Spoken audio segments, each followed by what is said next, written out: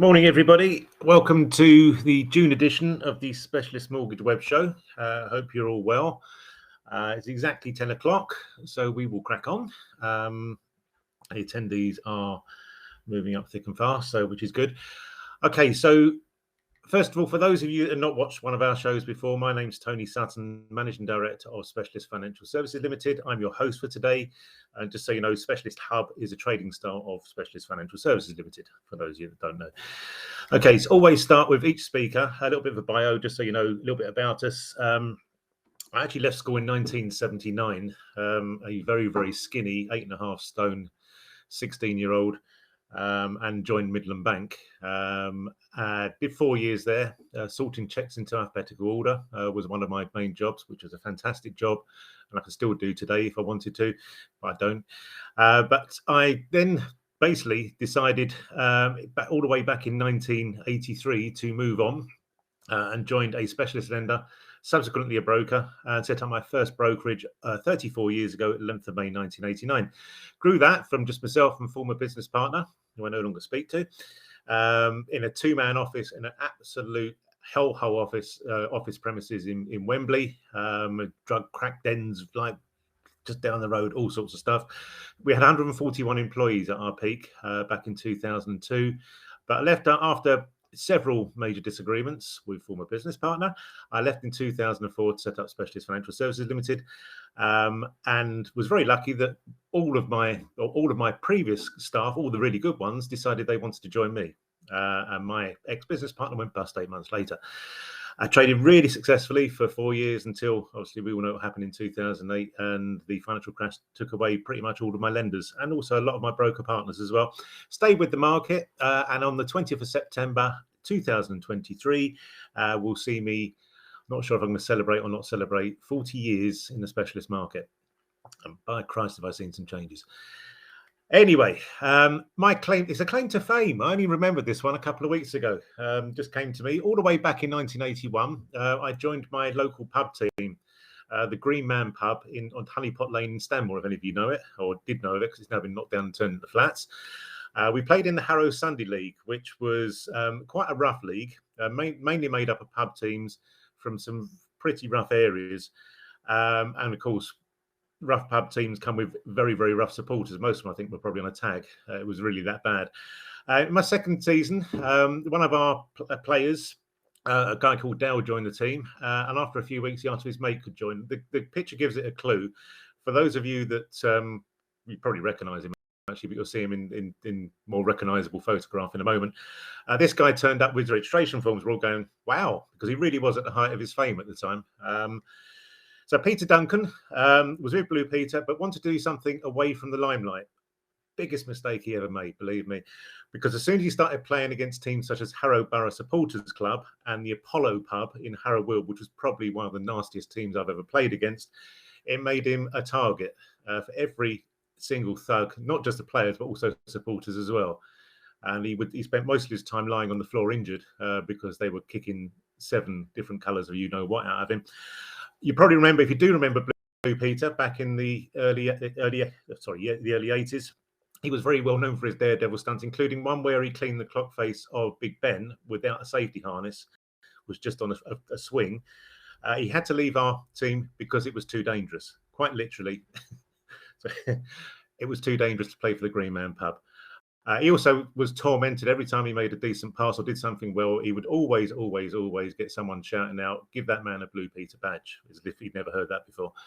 But so that actually leads me on to something else, because obviously the last 24 hours has been quite monumental for some of us, because all the way back in 1968, on the 19th of October, there was a 5-year-old boy who was football mad, was watching Grandstand one day and saw that a certain team had won 8-0 against Sunderland. Sorry if you're a Sunderland supporter. And Jeff Hurst got 6th. And that team was West Ham United. And that little boy started supporting West Ham on that very day. And didn't support them because they were successful, didn't support them anything like that, just because they had nice colours and because Jeff Hurst scored 6 and Bobby Moore was playing as well.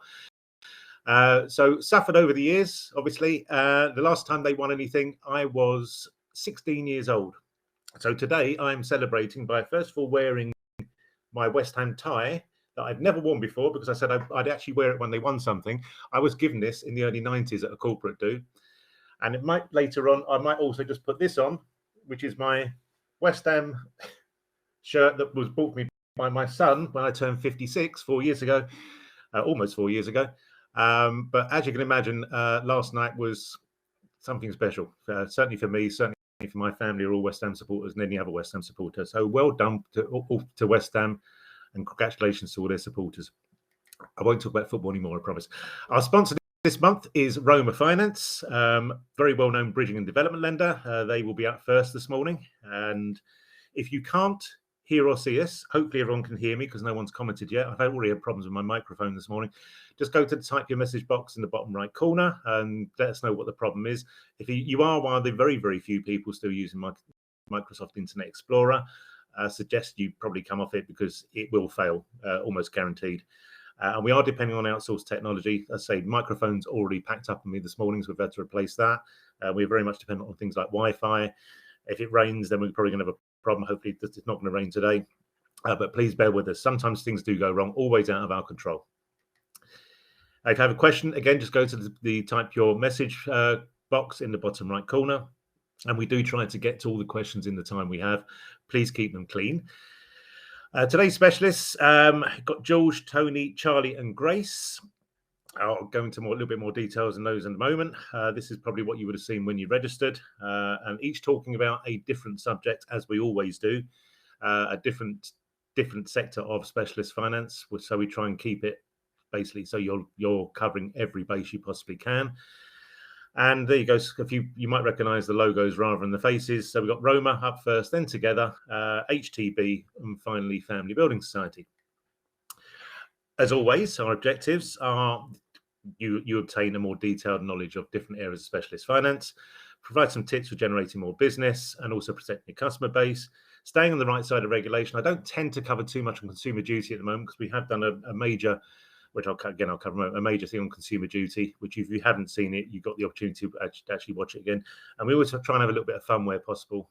Whenever I attend these types of events for competitors, and on these online the road shows in hotels, they're always so formal. It's just like to have a bit of fun wherever we possibly can, because let's face it, finance isn't the most interesting of subjects at times, and certainly at the moment probably quite depressing for many people. Each presentation lasts around 20 minutes, 10-minute Q&A after each session, and the speakers have set themselves some questions. So if you don't ask them any questions, they'll be answering stuff they set themselves. So don't give them an easy ride, please. So ask as many questions as you possibly can.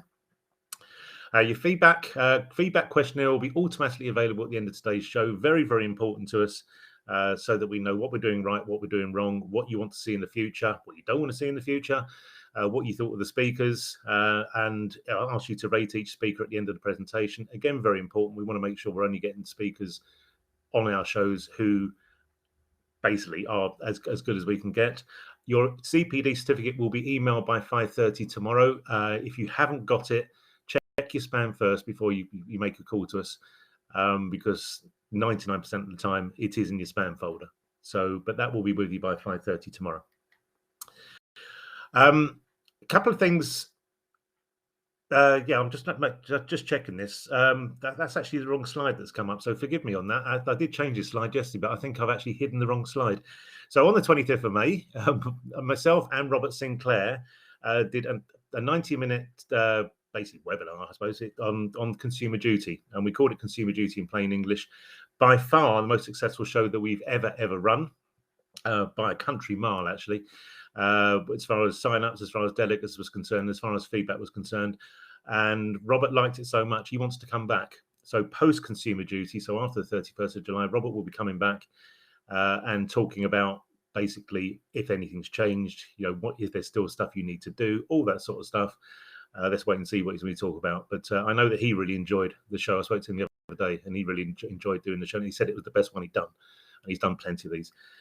So Sutton the Specialist coming up. We've got one in July, which again we have Grace, who's on later on today. We're talking about some of the products at Family Building Society. That's in July, so you can sign up for that one. And then in August we see the return of Roger Morris. who will be talking about EPCs, the real story. Now, there's lots of stuff going on about EPCs and the changes that are, according to some lenders, they're happening in 2025. Very, very unlikely it will. Very unlikely, but we have to wait and see. Places are limited on this, so please register early. But that, again, you will learn. Those of you that know Roger, he really does know his stuff. He's a professional landlord himself, owns a very, very large portfolio and does know his stuff, and is currently going through some trials with the government on what they're going to be doing with regards to grants and other bits and pieces. But he will know exactly what's going on within the regulation and within government with regards to EPCs. And if you missed it, this was Roger was talking to us. You can actually watch this again. There's links at the end of today's show. You can watch Roger and myself talking about the remortgage process at Tandem Bank, which is something that is basically quite game changing and the way they're doing it. But I won't cover too much of that today. And again, there is, if that's the slide I was looking for. That was the last month, a couple of weeks ago. That was myself and Roger. Again, you can watch that as well if you wish, and links will be available at the end of today's show. I'm hoping I got the rest of the slides right. Okay, completing new business. I do cover this every month. I'm going to be banging this drum probably until I retire, because we are seeing a massive increase in second charge inquiries. With affordability just going out the window at the moment for most people, especially those looking to remortgage. We're finding a lot of our broker partners now are having to, you've got clients that are looking to raise money, come up to the end of their mortgage, and they're having to do a product transfer because of affordability, because they just don't pass the affordability tests that are in place, even though they can quite easily afford it. But they still have a need to raise money, debt consolidation or some other purpose. And because of that, they're now looking at second charges. If you don't do it at the moment, please consider it. If you don't use us, please consider us. Affordability, much more relaxed. We've got, I think it's half a dozen lenders that use up to 6 times income, but the rest of my lenders, which I think now numbers about 13, don't have any income multiple whatsoever. So we are getting business through that would never, ever get anywhere near on a refinance, on a first charge refinance at the moment. So please consider it. How you can advise on second charges, quite simply, if you want to advise and you're sick to death of giving business to brokers who are charging an extortionate fee and quite often just don't know what they're doing because they've not been in the market long enough, we can give you access to every lender in the marketplace, help you source the best product for your clients using our loan quote software, which we use in-house, help your file compliance, instruct surveys, issue consent to second charge requests, deal with all the paperwork, package the case on your behalf, pay your income on the day of loan completion. No loss of control, no packager fees. It doesn't get any better than that. You basically determine what the fee is. If your fee structure says you want to charge 495 quid, that's what you charge. We're not charging anything else. So please, again, if you want to advise on second charges, there isn't a better deal out there. And our updated product guide is now available. You can now download this from the website. I'll show you later on how you can access it immediately. But this basically lists not every lender we deal with, because that would number into the hundreds. And there's no point in me telling you that I earn this much from PM Solutions when you earn exactly the same, because we don't package for them. But the ones we do package for, or the ones we got special deals with, are included within that. So that's available to you either on the website or at the end of today's show. Always talk about this because this is still an ongoing problem, still seeing this happen, because for years lenders have been stealing business from us without our consent. This is all you need to do. We've been doing this now since GDPR came in. Just ensure, because all clients, and pretty much every client we ever see when they send these back, they don't tick the boxes regarding marketing consent. So we know of lenders that when they receive these blank, they will tick the boxes and then scan it. So just write across it, no marketing contact with the clients, obviously with the client's permission. But if you do that, then they shouldn't, they probably will, but they shouldn't be contacting your clients behind your back, because it happens too much, way too much. And again, something I always talk about, probably about 50% of our delegates still haven't done anything on GDPR, which is always a concern. It's one of those things now, so far, it's 5 years ago now. It's so far in the distance, people, probably some of you, if you haven't done anything, are probably thinking, it will never affect me. Well, this is just a way that taking 15 minutes out and just completing this document. Again, you can download this from our website, or it's available at the end of today's presentations. And it just goes through basically a tick box exercise, something we downloaded from the ICO website all the way back in 2018, which was actually a government body who's actually provided something decent, but they didn't publicize it. And I just found it by accident.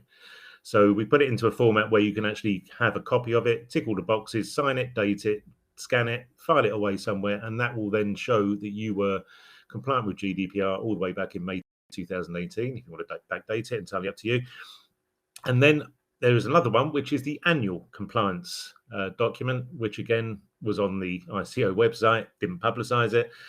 And again, from our website, and this is half the size of the other one. I just do one of these. I just completed our May 23 one. It took me less than 5 minutes because nothing's changed, really nothing at all. So, but it just means if anything ever happens, and this is why this next slide is there, and I won't go into the details of what can happen, but I have covered this in the past. You have to tell the FCA if there's a problem, if you get hacked, if you click on a dodgy email and all of a sudden you're being held to ransom or anything like that, or someone gets hold of your data, the FCA will investigate. You have to notify the FCA. You've got a legal obligation to do so. You've got a legal obligation to inform the Information Commissioner's Office, and they will investigate and they will want to fine you. Because remember, these are government bodies who actually make quite a lot of their money from fining people. And no doubt the FCA will want another work of art for their ballroom wall fairly soon. If customers suffer any loss, the claims management companies, the ambulance chasers, will take what's left. So it's worth just investing maybe 20, 25 minutes of your time just to show that if you do have somebody coming from the regulators, yes, I did my best. And yes, one of my staff clicked on a dodgy email and I'm very sorry. But I did have things in place. Anyway, first presentation's about to start. Get yourself comfortable. And I click onto that. I now have to shut up for 5 seconds for YouTube purposes.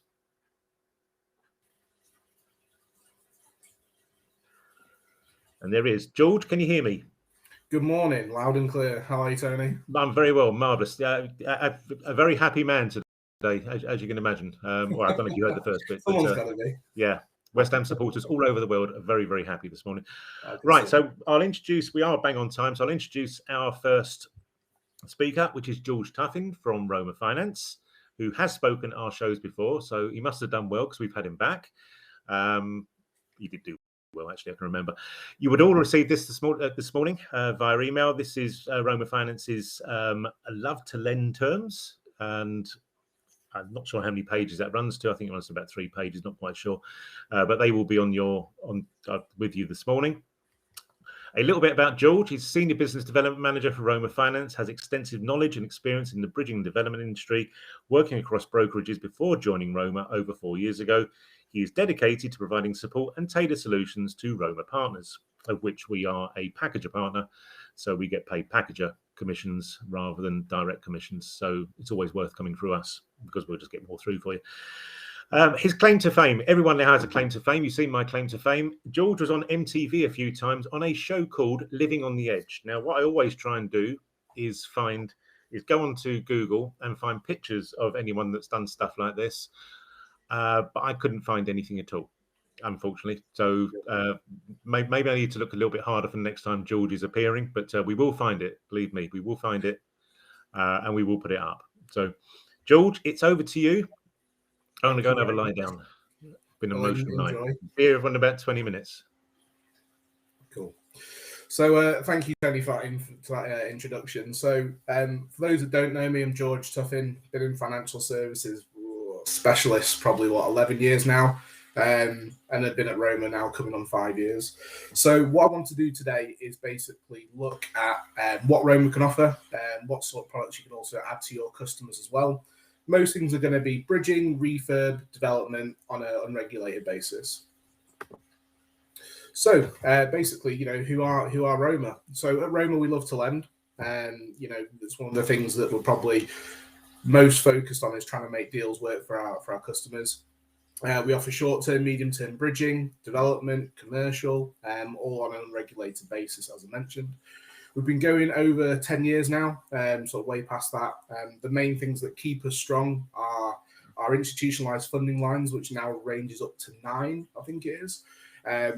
We've got a really good team. Everyone sort of, brings something to the party, and generally with experience, you can then improve the way you do things.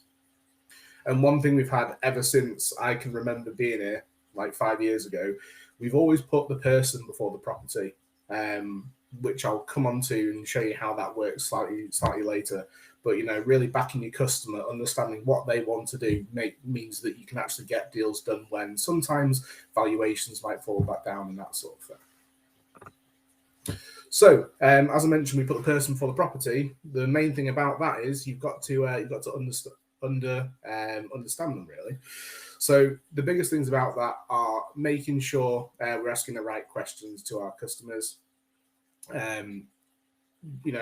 Those questions might be, what's the reason for doing it, or all that sort of stuff. Are they in this space already? What's their background? And at the moment, obviously, are their costs and timescales realistic, and how do they plan to exit?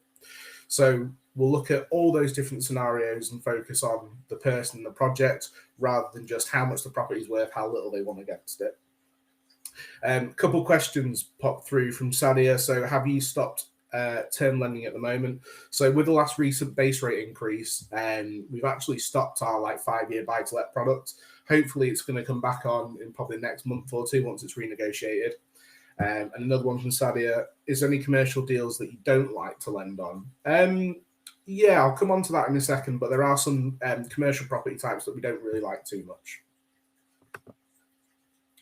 So one thing I want to start about straight away, if you've got customers that are doing refurb projects, they might be changing the use of a property. It might be residential at the moment, which is getting converted into an HMO. They might be going full-blown ground-up development, that type of thing. At the moment, Roma and other lenders that are in that space will want to sort of focus more on contingency now more than ever. So you used to be that we'd look at a 10% contingency, that sort of thing. Realistically, we're now more expecting to see that 10 is now 20% or in between there. Obviously, it ranges on different types of deals, but you need to make sure that the customer's budget is more realistic with contingency built in now more than ever. Reasons for that are, everything's still going up, cost of living crisis, the availability to get product, and obviously labor as well. Now, we'll also look at making sure that the customer's exit is securely in place 3 months before the end of the term. So whether it's a 6-month deal, 10-month deal, 12 months, whatever it might be, we all know exits can change. They might originally want to think, I'm definitely going to keep this property and all that sort of thing. But given how the market is on products, they might actually switch that to say, I don't know, I want to sell it and move on to the next one. But for us, because obviously we can offer a multitude of options if the term does run out, we kind of like to see, what's the customer got in place and all that sort of thing. We'll also lend to first timers. So if you've got a customer that, hasn't done a bridge before, is looking at their first investment property, we can help them if they're doing refurbishment and all that sort of thing as well. And they may be limited on the experience. We'd like to see that there is an experienced team in place supporting them. It might be the builder, it might be project manager, that sort of thing. So if there are issues in regards to exit, as I mentioned, how can Roma help?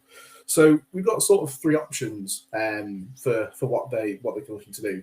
So let's say your customer's term runs out, it goes 12 months. The first thing we can do is extend it. That's the simplest, the easiest thing to do. Generally, if they need a couple extra months, we can just extend the facility. If you have a customer that needs, let's say, more than 3 months, to fully exit their loan, what we can also do is product switch it onto a standard bridge or a development exit sort of thing. Now, with that, not only the customer gets an extension in their time period, but generally, if they're switching it to something like development exit from, let's say, a development loan, they'll get a reduction in rates. So, they're not going to get huge 5% default fees and all this sort of thing that you hear in the market. It's nice and easy. You can switch on to it. Another thing with them for Roma, because, we are smaller than a few other people out there, like 50 odd people now. Your customer and yourself will have a direct contact for anyone at Roma. So whether that's in the underwriting process, post-completion, or that sort of thing, we generally make sure that you've got easy access to the underwriter or the customer support staff if anything does come up. So products that I'll go over this morning will be our residential and bridging finance, refurb stuff, which we touched on a little bit, semi-commercial and commercial, and development finance and auction finance. So whenever we talk about refurb, it's always conversion of the existing property. If we talk about development, it's out the ground. So they're the two little differences for us. So one thing that you may have seen at Roma, because obviously we do love to lend, is our main staple for standard bridging. So standard bridging will cover everything from a purchase, a refinance, all the sort of mainstream standard bridges where we're not lending for works. It all comes under Roma Flow. Now, what does Roma Flow means? It basically is everything that you can get done to get a bridge done as quickly as possible. So the main things about that are intelligent underwriting on it. We use technology wherever we can to save, manual inputs on that sort of thing. From a packaging requirement, we'll only need a signed application form and a signed AIP. So instead of having to give ID, bank statements, proof of res, all these other things, we do that all digitally. It just means that we can actually get it done underwritten quicker. We'll look at a mixture of valuation methods. So we'll look at AVMs, we'll look at desktops, and then also internal inspections if we need to. But ideally, if we can get away with a AVM and using companies like Home Track and whatnot, obviously they're not the greatest for auction properties given the level of works that need doing on most of them. But we started using sort of since COVID really, desktops. So within 48 hours, we can get a valuer to come back. He's done a little desktop web search on the property and surroundings, and we can actually get back with a decent figure to lend on. In regards to lending figures, we always lend on the current market value, the OMV figure. So other lenders may sort of focus on 180 days. You may even see 90 days. Obviously, these can reduce the value of the property and what you're going to lend loan to value wise. But Roma always goes off the OMV. So whether it's with us or someone else, it's something to look out for. Another reason for Roma Flow to get things done quickly, you solicit instructions done within 24 hours of submission of the deal. So as soon as that comes in, customer pays their valuation fee, the underwriter will have to look through, instruct everything, and then your solicitor will get their instruction. So on this type of basis with Roma and throughout, not only Roma Flow, but development, it's all single rep. So your customer can get true independent advice. You'll also have a dedicated underwriter case processor. And usually with Roma deals, Roma Flow deals, we'll try and get those completed. Most of them, 80% it says there, within a month to 28 days.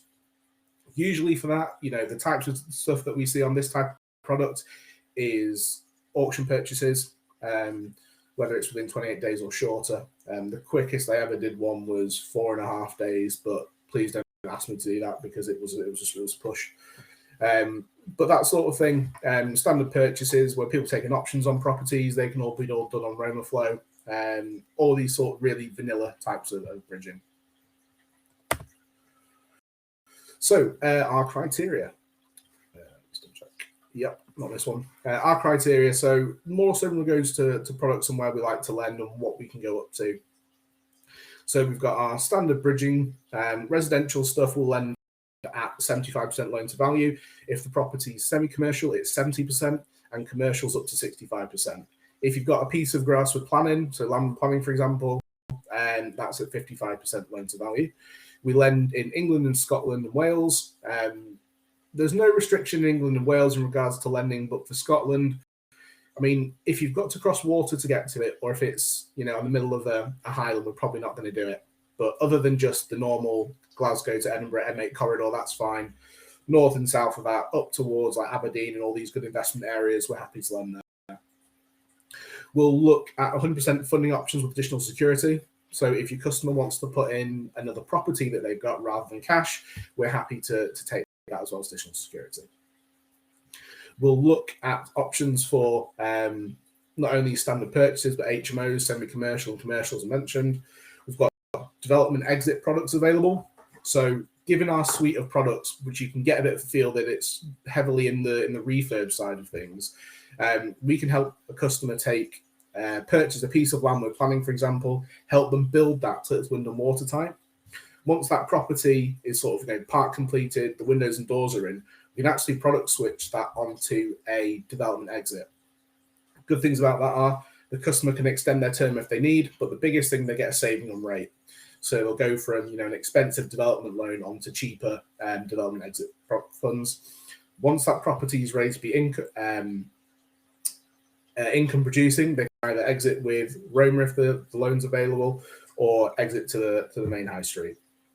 Now, the good thing about that is every time we do a product switch, you get paid a commission as well. So there's all these different sorts of income streams where you can help each other. One of the biggest things we're seeing at the moment is legal process. Everything's sort of pressured with a bridge, but the main things that we enable us to complete quickly are a title insured legal process. So we have a legal indemnity that basically, if the customer's not going into the loft or out on the property, we'll only ask 7 to 8 questions when it comes to legals. The rest is title insured. So there's no searches, no local searches. So a good solicitor can get that done in an afternoon if they're free.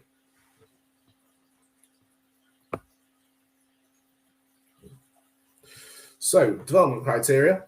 So again, this is the refurb, out the ground type of stuff. So we'll lend on landlord planning, that sort of thing. It could be residential, commercial developments. Again, this is available in England, Wales, and Scotland. You can build, as criteria, up to 12 new units in one loan. We will look at larger stuff, but generally it's case by case, and it'll be based on loan size and obviously the customer's experience as well. We're one of the few lenders which actually look at modern methods of construction.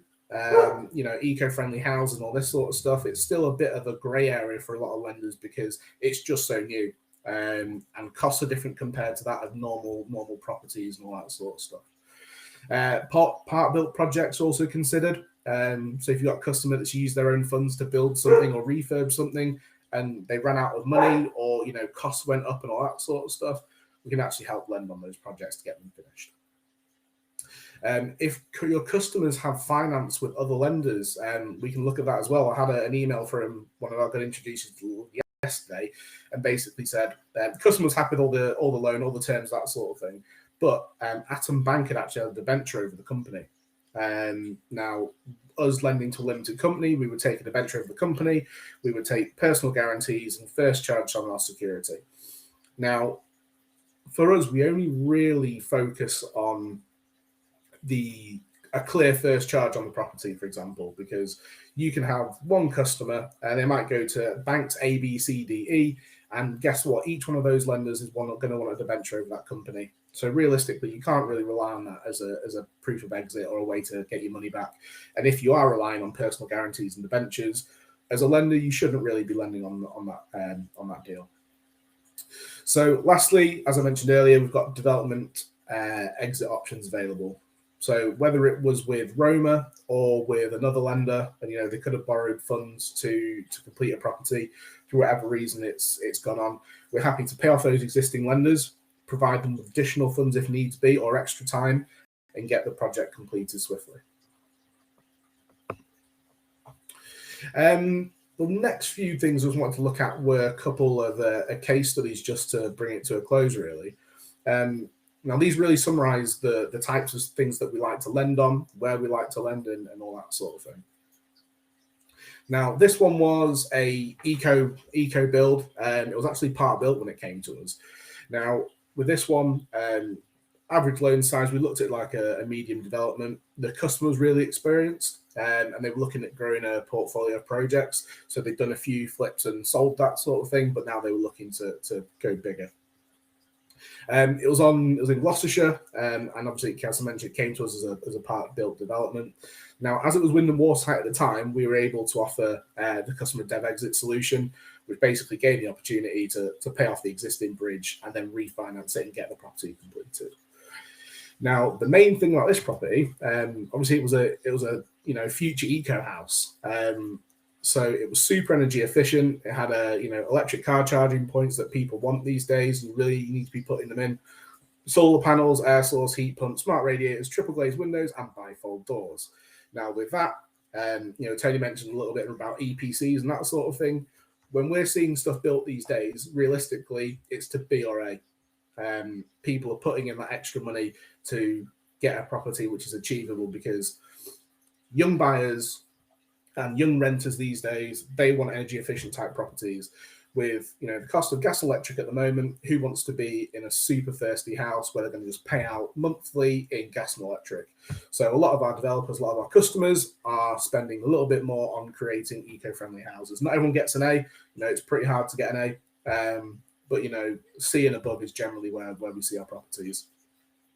Now, the customer had initially a GDV of 875, but you can quite see there, you know, it was on the market for 1.25. And their cost was, you know, they borrowed a loan of 300 grand, and you can see the profit margin on that. Now, when you help out a customer who's that experienced and get that sort of profit from a property, you know, we work hard to make sure that that loan exits cleanly. We get a good feeling back from the customer, and guess what? That reflects onto you, because it's your recommendation. So this came under our Roma flow. Nice, quick auction purchase, nice and precious. Everyone loves it. So again, you know, fairly basic, 2 up, 2 down terrace property, completed in an auction purchase in 2 days. Experienced customer. The main things we were able to do this was under Roma flow. So we were limited packaging and AVM desktop type valuations on it. Title insured legals. It just means you can get things done super quick. We have here really interesting property. So this is actually one of mine that came from really good introducer, a friend of mine, probably knew with 4 or 5 years, and he came to me with a, you know, said, George, I've got this deal. It's a part completed, grade 2 listed pub up in like Garstang area. What do you think? And I was like, you know, we're based in the north, based in Manchester. So for us, you know, Garstang, Preston area, if you might not have been there, but it's basically left of the M6. And I was like, oh yeah, we can look at that. And basically, unfortunately, the customer had been to another lender. That lender had underwritten the deal, was happy with everything, gave them the money to purchase the property. And bear in mind, this is a listed pub that had stood vacant for a number of years. They gave them and agreed the funds to purchase the property, and they gave them the first drawdown. After that first drawdown, there wasn't no further funds available. The lender just said no. So Rome was there to the rescue, provided options for paying off the existing lender, and gave the customer the extra time that they needed, extra funds that they needed to finish off the property. I went to go see it probably 4 months ago, met the customer on site, and I was blown away. You know, this is a really period property. And the great thing about it was, because we supported the customer so well, they actually came to Roma for the next 2 or 3 deals. So we're doing their second deal at the moment, and that's the easiest call for a salesperson, is to call up your introducer and say, just spoken to so-and-so. We've had a really good conversation with him. We're looking at doing this for him. I'll send you the paperwork.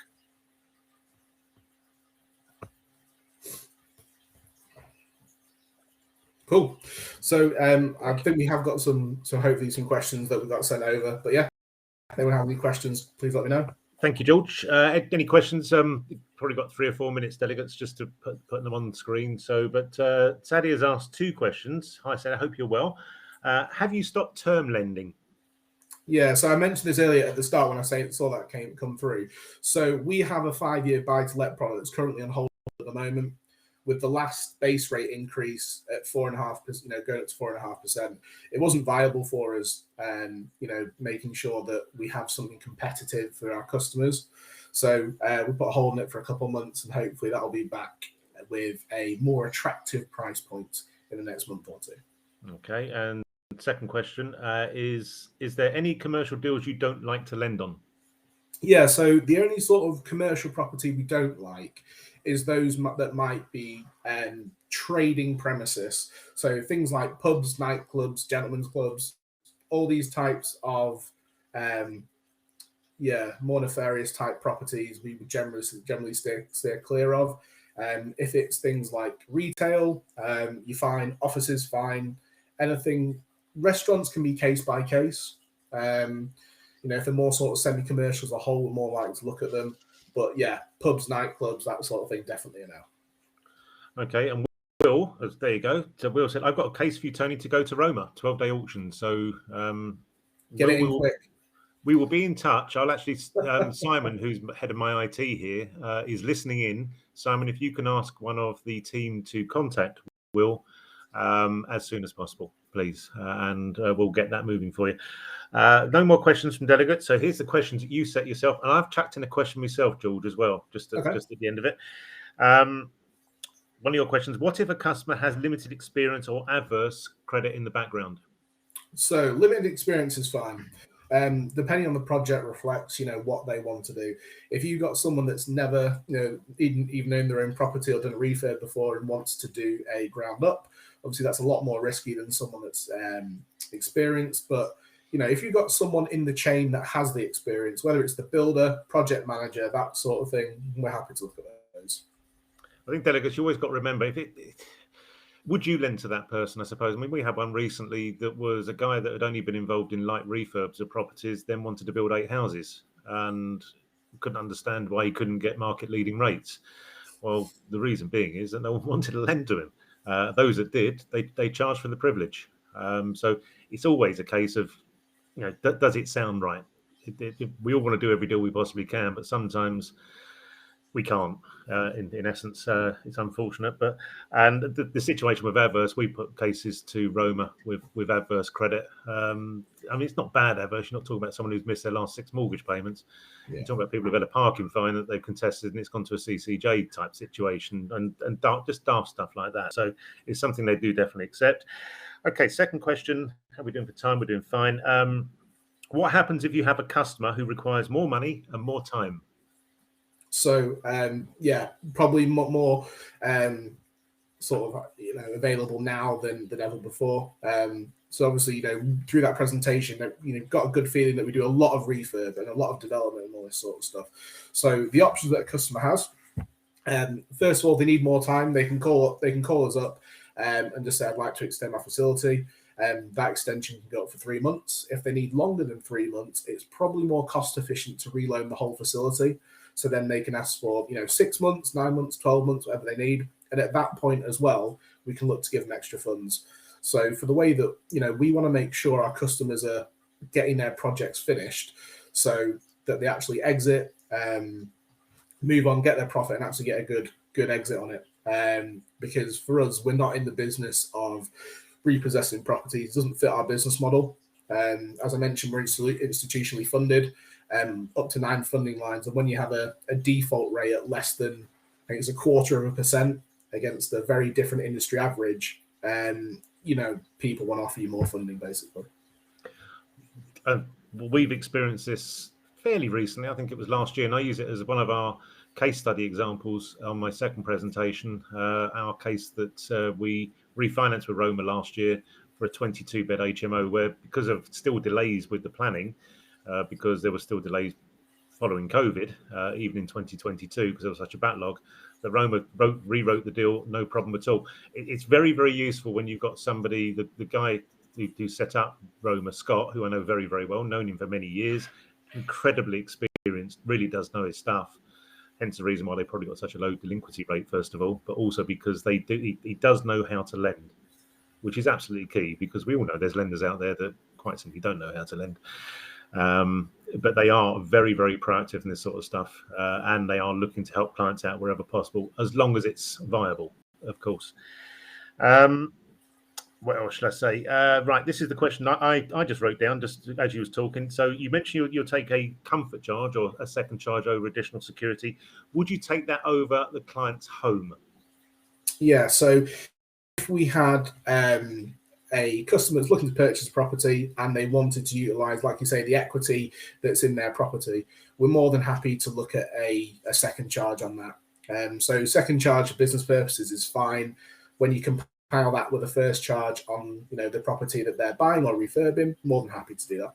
Okay. The reason I asked that question, everybody, was quite simply with some of the less experienced lenders out there, the conversations we have where we say there is additional security available by way of second charge on the client's home, they say, oh, that will be regulated. And it's not. So you immediately know you're fighting an uphill battle because they don't even understand what the rules are. So hence why we like Roma so much. I just want to comment. I'm not going to ask any more questions. There aren't any more questions. I'm just going to comment on one thing. Talking about, every bridging lender that comes on talks about how quick they are, because bridging is supposed to be quick. We've got case completing tomorrow, and for the underwriting side, from initial inquiry to offer, was I don't know the exact days, but I know it was incredibly quick. But the point I want to make is what's actually delayed the case is an absolute idiot solicitor acting for the client, who has no idea, who's never done the conveyancing on a bridging case before, and didn't understand the urgency, didn't understand if eventually the client actually paid cash for the property, and Roma's advance that's completing tomorrow is to actually give him back his cash, because the solicitor has been absolutely useless. So really, really key on bridging is if you're talking to your client, find out as much information about the solicitor and try and encourage them to use a professional and not just somebody who does Halifax conveyancing sort of like, once or twice a week or once or twice a month. Incredibly important that we get the right solicitor in place for acting for the borrower. George, we are exactly on 10:45. Thank you very much indeed. Look forward to you appearing again. Yeah, definitely. And Simon will remove you from the not your room. Say hi to your dog, by the way. He's getting quite excited at one stage. He just likes to make sure I'm safe. Oh, right, okay. Just wanted to make sure it wasn't next door's dog, which is a very, very loud bark or something. But thanks again, George. Really appreciate it. So Simon will remove you from the room, and we will move on to our next speaker any moment now.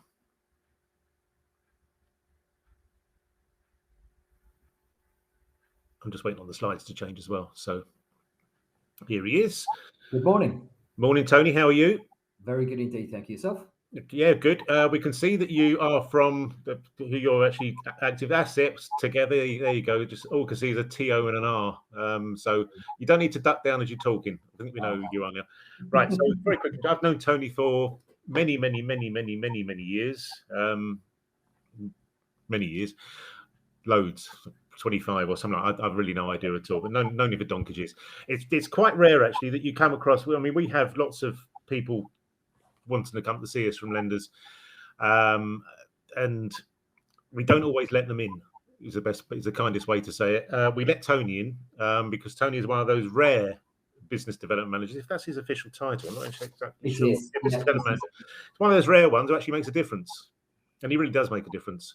He's always available, and he's not a business development manager who goes, oh, I'll just check criteria to see if it fits. Well, we've already done that. We're asking you to do something outside of criteria, something that just needs a decision, and Tony gets it done. So, as you know, together when they came back to the market, didn't go out to the entire market like they did previously, which is probably a good decision on their part as far as they're concerned, because they doubled their profitability from what they were doing pre-COVID. So, and also doubled their volumes as well. So a little bit about Tony first of all. So let's get a nice picture of him up. Okay, there's a photograph that was taken a few years ago. So we have Tony from Together, and you would have received this on the email today. He's talking about second charges today. Is it all second charges today, Tony, or? It's purely second charges. Okay, yes. Which I know is his bag. Last time he talked about commercial, a little bit out of his comfort zone, but today second charges, which he could talk about all day. He's only got 20 minutes, but so a little bit about Tony. He's worked in the specialist lending industry for over 20 years. In this time, he has undertaken a variety of roles from underwriting to internal sales through to his current position in business development. Tony has a broad range of experience and knowledge, given the time he has spent working for lenders, packagers and brokers. This has allowed him to provide his introducers with both product and market assistance. This is the sad part. Tony is a Watford FC season ticket holder. Someone has to be. I agree. And in his spare time, he enjoys watching them play and spending time with his wife and 2 children. His claim to fame is Tony travelled to New York on the same flight as Bob Geldof. They breathed the same air for 9 hours pre-COVID. Fortunately, he also didn't inherit Bob Geldof's swearing ability, so no doubt he'll be keeping it very clean in his presentation, hopefully. Please, Tony. Okay, Tony, over to you. See you in 20 minutes. Thank you. Morning, guys. Hope you're all well. As Tony's mentioned, I'm here to talk to you about Together and our second charge proposition and products. So a little bit about Together. I'm sure many of you will be aware of Together and how long we've been around, but if I say we've been in the market 50 years now, our loan book, and I have to keep changing this presentation, it's now at 6.2 billion. So we've got lots of money out in the market and lots of money to lend as well. 650 plus colleagues.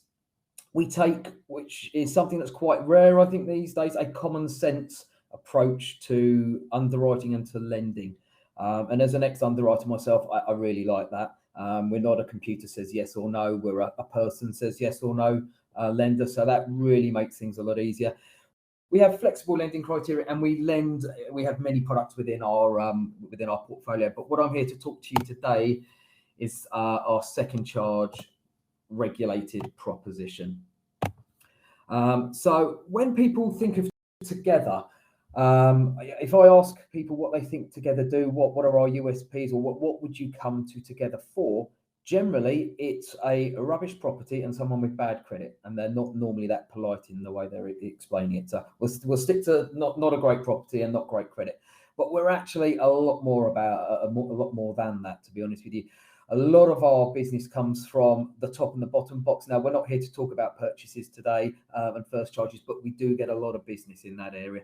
But a lot of what we do is within the income box there, but also the type of properties as well. But I'll move on. So these are residential second charge solutions. So not your average transaction. So we will allow 100% capital raising for debt consolidation. Now, we know high street lenders really don't like that a lot of the time. Santander don't like it, if I remember right, anything over £50,000 for debt consolidation. We're happy to raise full plan max, so hundreds of thousands of pounds in theory for debt consolidation if someone were to have got themselves into that much trouble. We'll allow a joint borrower sole proprietor loan. So that really helps at the moment, where you may have a married couple that have got the property in single names, or if we need to use the income from a family member to help assist. Obviously, then we have to take into account their own personal household income on it, but that can help with affordability at the moment. We allow up to 4 applicants. We have a true interest-only offering available. So that's the affordability based purely on the interest only payment, no minimum income and no minimum equity there. So none of those 50% maximum minimum equity in the property. We don't restrict on whatever income. It's not over 60, 70 grand a year, whatever that may be. Whatever income they have, if it fits, it fits. We allow a term of up to 30 years on a second charge, which at the moment really helps with the whole affordability piece, with people being stretched in terms of what they can afford. A second charge generally tends to stay in the market on average probably 2, 3, 4 years. So the term there really is being used to assist with affordability. And then the dream is, the plan is to get the client back to or as close to the high street in a given period of time, in that 2 to 3 year period. We can offer simultaneous second charges. So where you're looking to do a purchase and you can't quite raise enough, if we're able to get day one consent from a lender, we can do a second charge to top up a purchase transaction. So that's obviously, just need to bear in mind, we need to get the day one consent, and therefore we'll be able to do it. But just something to bear in mind there. Lending for any legal purpose, so business loans, debt consolidation, all sorts, just as long as it's legal, we will consider it as a legitimate loan purpose. And we see a second charge as a medium-term solution. And a lot of the time at the moment, it comes down to affordability, but actually that, linking into that, it's there to protect a current fixed rate. Probably teaching you the suck eggs here, but if you've got a client in a sub 2% or heaven forbid sub 1% mortgage, and they want to borrow an additional 50,000, you're really not going to want to take their 150, 200, 250,000 first charge and take it from 1.25% to 4 or 5%. Better off protecting that rate and borrowing on a second charge rate at between 7 and 10%. It will work out a lot better for the client, and the advice seems a lot better at that point.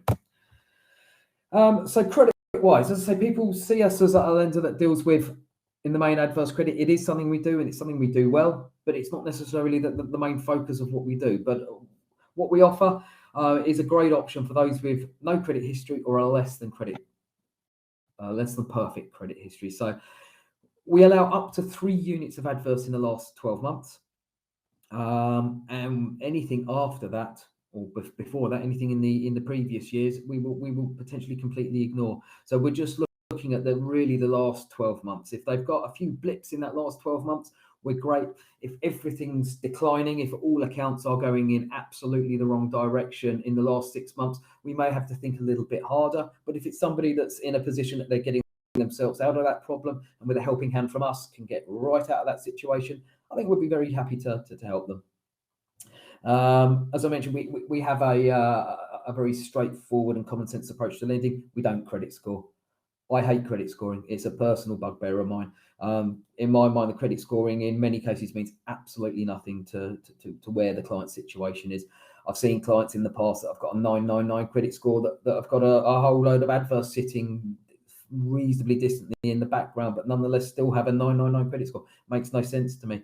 What I like to look at as a manual underwriter, and that's how I used to manually underwrite, was looking at the here and now, looking at the client's situation, looking at the good, the bad, the indifferent, and making a decision based on what is in front of me, not a silly number. We have a product waterfall that reflects the client's credit status from our near prime, cascading downwards to those that have the up to 3 units of adverse in the last 12 months. We've recently just simplified our product offering on second charges to have 2 products alone, so that makes it a lot simpler. We'll take a view on CCJs and defaults registered within the last 12 months. We like to have a good backstory on that. We like if we've got a good story, if you can paint us a good picture of the situation as to why they've got into that position, what they're doing or what they've done to get out of that position, that makes our underwriter's life a lot easier. We'll look at recent customers with recent unsecured arrears.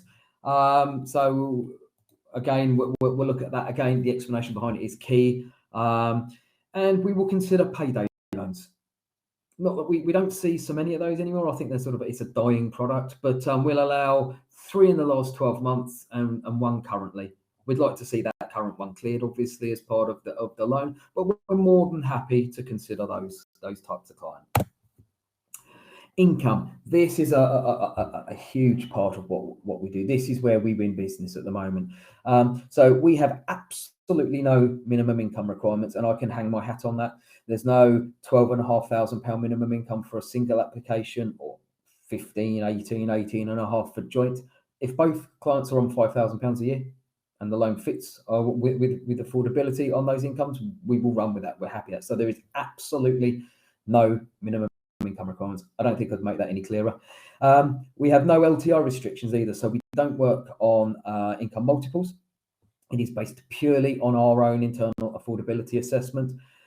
We see deals going through at the moment at 7, 8, 9 times income multiples. If we were to work it back that way, or deals that have failed at that level, but because we have our LTI calculation, our non-restricted, we're able to get deals through that other lenders may not necessarily be able to pass. We base our initial affordability calculation on ONS. And I know this is one Tony loves as well. I think mobile phones up in Newcastle are more expensive than other parts of the country. It's bonkers. ONS stats are weird, to say the least. If it fails on those slightly unfair ONS numbers, we can work off what we refer to as our declared or stated expenditure model. And that's where we transpose the monthly outgoings from the I&E that you or Tony and his team have got from the clients. And we put them within our system. ONS might say that one outgoings, I don't know, your council tax is £250 a month, but actually in reality you're paying 180. So we'll use that reduced figure, which makes a lot of deals that don't fit quite uncomfortably, fit fairly comfortably upon using the declared and stated expenditure model. So that helps save a lot of deals, and we win quite a few deals from other lenders on the basis of that. Self-employed, this is another real shining area of the criteria. So you only need 12 months self-employed trading history. Other lenders require you to have 2 years, normally 24 months. We will work off an accountant's reference or an accountant's certificate after they've done their first 12 months. If they've done the 12 months and are currently 6 months into their current financial year, so i.e. 18 months and so on and so forth, we will work off an accountant's projection. And we can also use retained profits as well. So that really opens up those that have maybe recently transitioned from an employed role maybe to contracting or into self-employment. Maybe a good example there would be an IT contractor that's working for, I don't know, maybe Lloyd's Bank on an employed basis, now decided to go contracting. after 12 months, we can take their self-employed income, so it stops them needing to wait maybe the 24-month period before being able to borrow. No minimum time if they're employed in their current position, as long as they hit one of the two caveats that follows, which is 12 months continuous employment. They can have had a week or 2 or 3 maybe in between jobs. We accept that sometimes people take a little break in between jobs, but as long as they've got 12 months in continual employment, whether that be in 1 or 2 or even 3 roles, or 6 months in their current role. We're flexible re the income sources. So we will take 100% of benefits and pension income. So we will, in theory, lend to a client that purely has benefit income, no salaried income or self-employed income. We'll take full pension income.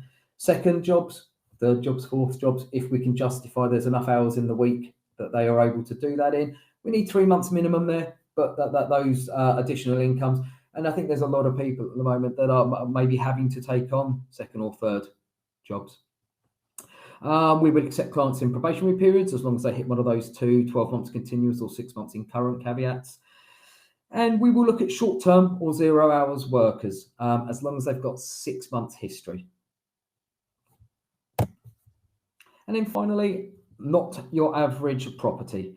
So no minimum property value. I'll caveat that there because I like to, as a broker or somebody that worked for a packager previously, when lenders came in and said no minimum income and no minimum property value, I'd always question it because there was generally always some other criteria that sits below that. With our no minimum income, as I stated several times, there is no minimum income. With the property value, we have a minimum loan of 50,000, so that would suggest we'd need a valuation of somewhere between 70 and 80,000 as a minimum valuation. So just to cover that one off, to be completely transparent on that. No minimum time in property. So we can do a day one remortgage for a bridge, or we could do as soon as they've moved into the property, if they want to borrow against, we can look at that. Non-standard materials such as timber or concrete, steel frame, timber frame, all sorts of Mundic, non-standard. We may restrict down to 60% when we're looking at these types of properties, but we will look at them. Properties that are in not the best condition, we may ultimately look at 50% of the cash value. Properties without kitchens and bathrooms sort of fall into that. We can potentially lend on those types of properties. I'd like to think that we were funding the reinstatement of a kitchen and bathroom with the loan. But yeah, we can look at those. Ex-local authority with deck access. I've never really understood why lenders don't like them, but we're more than happy to lend on them. High-rise masonettes with any number of floors. When you get above 6, normally 6, 7 floors, we start to potentially class those as non-standard and may reduce down to 60%. But we'll look at some of the sort of swankier London and sort of city centre sort of flats on maybe on an individual basis. We're always happy to review a case. So if you want to get a valuation or a property details over to Tony and the team, more than happy to review those. And if the guys these guys aren't sure, they can always refer it over to me, and we'll get an understanding of how we would view that property. As I previously mentioned, poor remarks on valuation, cash valuations. Ultimately, when we get to that level, it's probably going to be 50% of a cash valuation. I've had one over yesterday, but a couple of us internally had slightly differing views on it. I think I was being a bit stingier than the other guy. It was a property in Scotland, a flat above a shop, and it was in what I see as non-livable conditions. The story was they were going to move into it and do it up once they've moved into it, but it was a horrible old, probably 50s or 60s green bathroom. The kitchen, it looked like it had been lived in by vagrants, but we were debating between 50 and 60% on that, but it was one of those. Look, we could go to 60, assuming that the valuer's remarks aren't too detrimental, but I'll always try and sort of give you that, probably 50, but maybe 60 if on a good day with the wind behind us. Properties with land and agricultural restrictions. I had a fantastic example of this just after I started with Together middle last year. Had a client, a city worker on £300,000 a year, had fallen in love with a property in Suffolk. It was an ex-working farm with agricultural ties, 10 or so acres of land. It was a timber framed property, so classed as potentially non-standard. But what it was a beautiful timber framed farmhouse, thatched roof, 10 acres of land, barns, outbuildings, stables, etc., etc., etc. There was a cottage on site as well that was separately metered for gas and electric, separate council tax bill that had previously been rented out. The client didn't want to rent it out, wanted it as somewhere to chuck the family when they come to stay, or friends, or what have you. And bizarrely enough, there was a moat around the entire property. So there was a load of sort of what I refer to as ripples in that one. But it was a deal that we were happy to do at 65%. The broker in question had originally gone to Barclays with it for whatever bonkers reason. Barclays they issued a value, instructed a valuation. Value had gone out, and I think they had kittens, Barclays, when it came back in, and threw it out immediately. But they're the type of properties that you need to go to specialist lenders and specialist packages like Tony and his team. They're able to find, or they'll know lenders probably that will do it with the experience they've got, or if they don't, they'll put it around to a number of lenders and see if anybody's got some appetite for it. And finally, semi-commercial. We're seeing quite a few of these at the moment. We can lend on properties that have got maybe a shop downstairs with a flat upstairs if our clients are living in it, as long as 40% of that property is used for residential purposes. So we see quite a few people that are Airbnb a room or a chalet or shed or whatever you want to call it in their back garden out as an Airbnb. Traditional B&Bs that clients live in, probably we're going to struggle there, because I think you'd struggle to justify 40% of it being used as residential for the client's own purposes. But we can take into account garden space and outside drives and yards and whatever. But we're quite happy to consider those semi-commercial type properties. Thank you, and questions. How's that for timing? Thank you, Tony. We've had 2 questions from Steve Birkin. Do you accept rental income? We could use that as part of self-employed income potentially. Yeah, and maximum number of applicants? 4. That's what I thought. Nice. Great presentation, but I've missed part of it. Unfortunately, I had to move my car. I was blocking someone in. So if any of these questions I ask have already been answered, forgive me. I wasn't here for about 3 minutes. So these are the questions you set yourself, Tony. So part of this I was actually intrigued by, because I've never come across this before. Can you use a second charge to pay a tax bill? First of all, simple answer, yes. Absolutely, yes. Or repay a C-bills loan, which I've never seen before. Yes. Okay, yeah. Unusual, that one. Yeah. We class it as potential business purposes. So there's the debate, the way that we separate our products currently, which I think is going to change, whether that would be a homeowner business loan, or whether that would be a regulated second charge. So it really depends on what all of the loan is being used for. It may be that C-bills is only part of it, and they're using some of it to clear some of their own personal unsecured debt. But yeah, we're more than happy to consider those. Okay. David's just asked a question. Do you lend on overseas property? No, they lend in stuff. They are actually one of the few lenders that will lend on some of the islands, like the Inner Hebrides. I'm not sure about the Outer Hebrides, but certainly the Inner Hebrides, because we come across one recently. But yeah, there's specialist lenders that will lend overseas property, David. But Together's not one of them. England, Scotland, Wales, won't even lend in Northern Ireland. So there you go. That's probably overseas, and they will lend in the Isle of Wight, I believe. It's getting valuers out to some of these ones. Yeah, it is. If you can get a valuer out, they'll lend on it pretty much. Yeah. I had one yesterday on the Shetland Islands that they were the first couple of places they went to was 7 weeks till they could get a valuer out there. And the cost, as you know, Tony, as you've seen in the past, is scandalous. But yes, horses for courses. Absolutely. Then the second question you've asked yourself, Tony, is: do all mortgage lenders allow you to take a second charge? So this is an interesting one. So no, not all mortgage lenders do. Some of the specialist lenders or old subprime lenders won't grant consent. And feel free to step in, Tony, if you've got any. Which you will have some. Oh yes. There's occasionally you have products. Santander have a couple of products which are quite historical, which the terms do not allow a second charge. I have it on very, very good authority that the FCA is looking very closely at this at the moment, especially under Consumer Duty, and also treating customers fairly.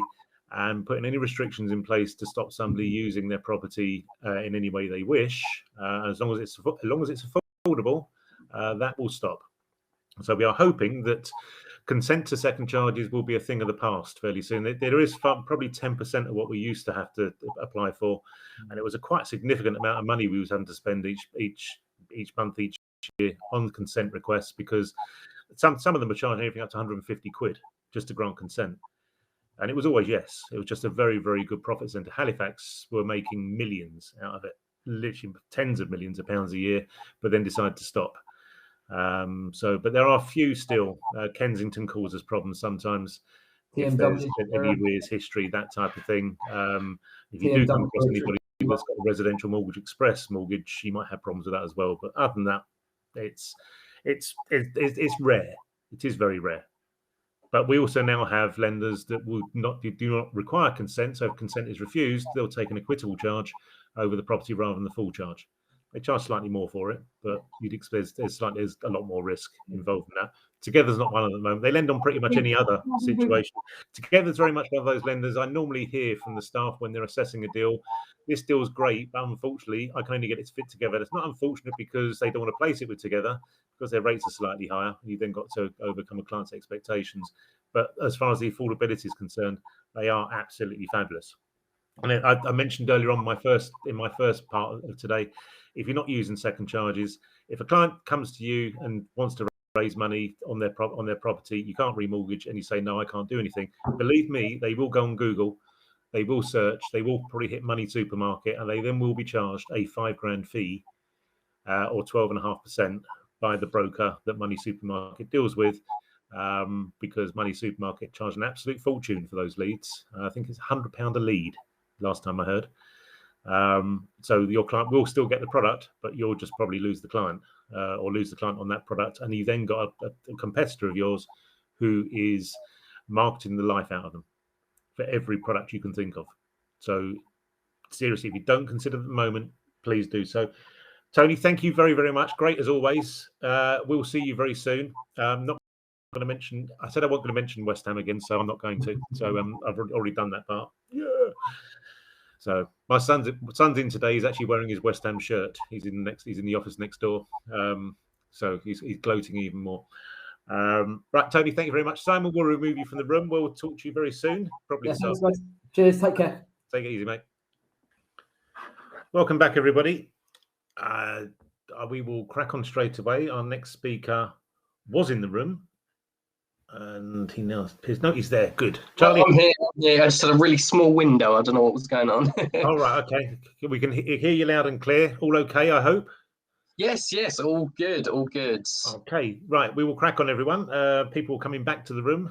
So we have Charlie Attridge from HTB, Hampshire Trust Bank, the specialist bank, who we have been using significantly since their launch in, I think it was April or May 2016, and have done many millions of pounds worth of business with them over that time. You would have received, everybody, their current interest rates only came out, I think it was Tuesday. I'm pretty sure it was Tuesday. Yeah, so these are hot off the press. So that tells you exactly what they're currently offering on both buy-to-let HMOs, multi-unit freehold blocks, and semi-commercial. A little bit about Charlie, first of all. Charlie started in the mortgage industry 6 years ago in an admin role for another bank, and has since worked his way up with a lot of hard work and dedication. He started at Hampshire Trust Bank 3 years ago as an internal lending manager. This has helped him to gain experience and knowledge of their policy and a great working relationship with his internal team. Since starting his BDM role at the start of lockdown, Charlie prides himself on delivering amazing customer service and has built up excellent relationships with brokers that he now works very closely with. His claim to fame, initially, this was a completely unique claim to fame because Charlie said to us, "I haven't got a claim to fame," which, okay, not had that one before. Yeah, I know, it wasn't impressed him. So he said he's renowned for his axe throwing skills. Whilst he's definitely not a professional, he hits the ball most of the time. So I don't know if that's a good thing. I've never thrown an axe in in sport or in anger. So I couldn't say whether it's difficult or not. I hope definitely not in anger anyway. Yeah, but the fact he hits the ball most of the time is probably a lot better than me. So I can't even throw a dart these days. So right, Charlie, over to you.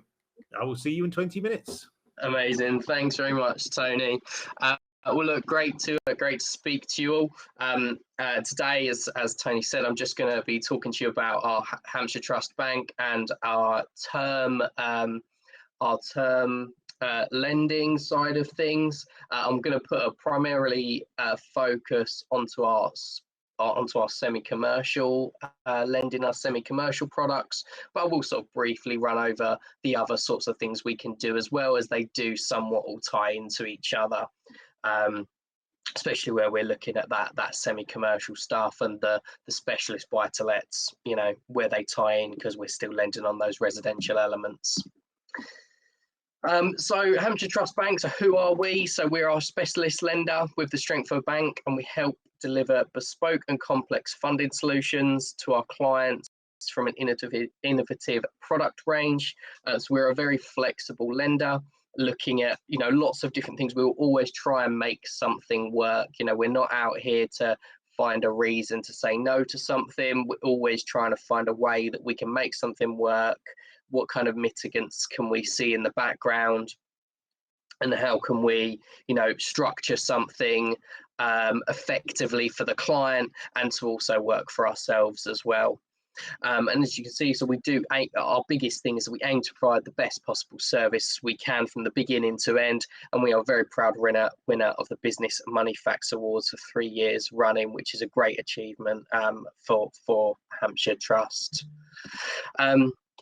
So what does sort of specialist mean to you, and the kind of things that we do lend on as a whole? So as you can see here, some of the basic things are your flats above commercial premises, clients with some, you know, maybe adverse credit issues, expats and foreign nationals, probably one of the real big USPs that we have at Hampshire Trust Bank.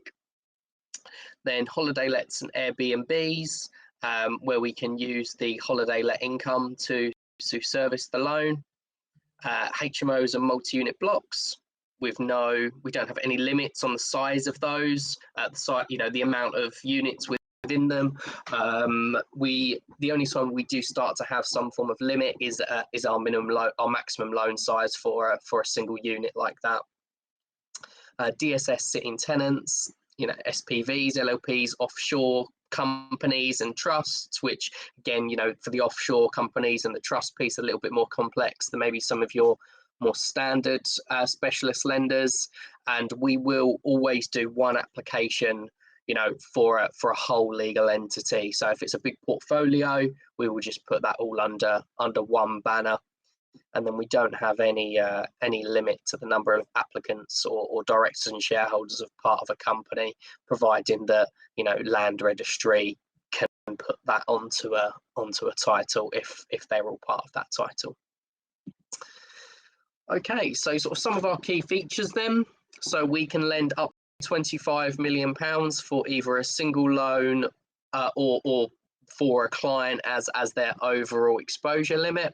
And then we do have a minimum loan of £100,000 across the board.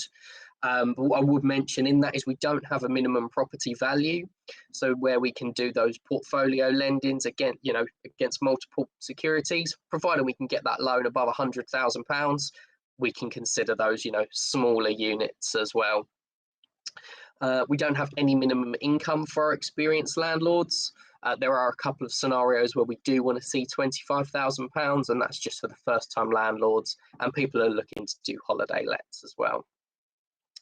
We don't have a maximum age. When a client is turning 75 during their term or are already 75 at the start of their term, we will ask for a succession plan, and we will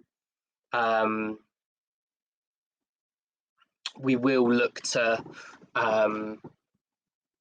we may potentially, depending on their age and depending on LTVs and lots of different things, we may ask, you know, is there somebody else who can come onto that application, maybe a son or a daughter, who would essentially just provide us a guarantee as they're going to be inheriting the property in the event the client is unable to manage the property anymore. Up to 75% across all of our products, and then we offer fixed rates of 2 or 5 years. We have been known to bespoke products in the past. If you do have clients who are looking for 10-year fixed, for examples, we can have conversations with our treasury department to see what sort of options may be available at that time, but it's not part of our standard products and pricing. And as you can see again about the no limit to the number of applicants or directors and shareholders.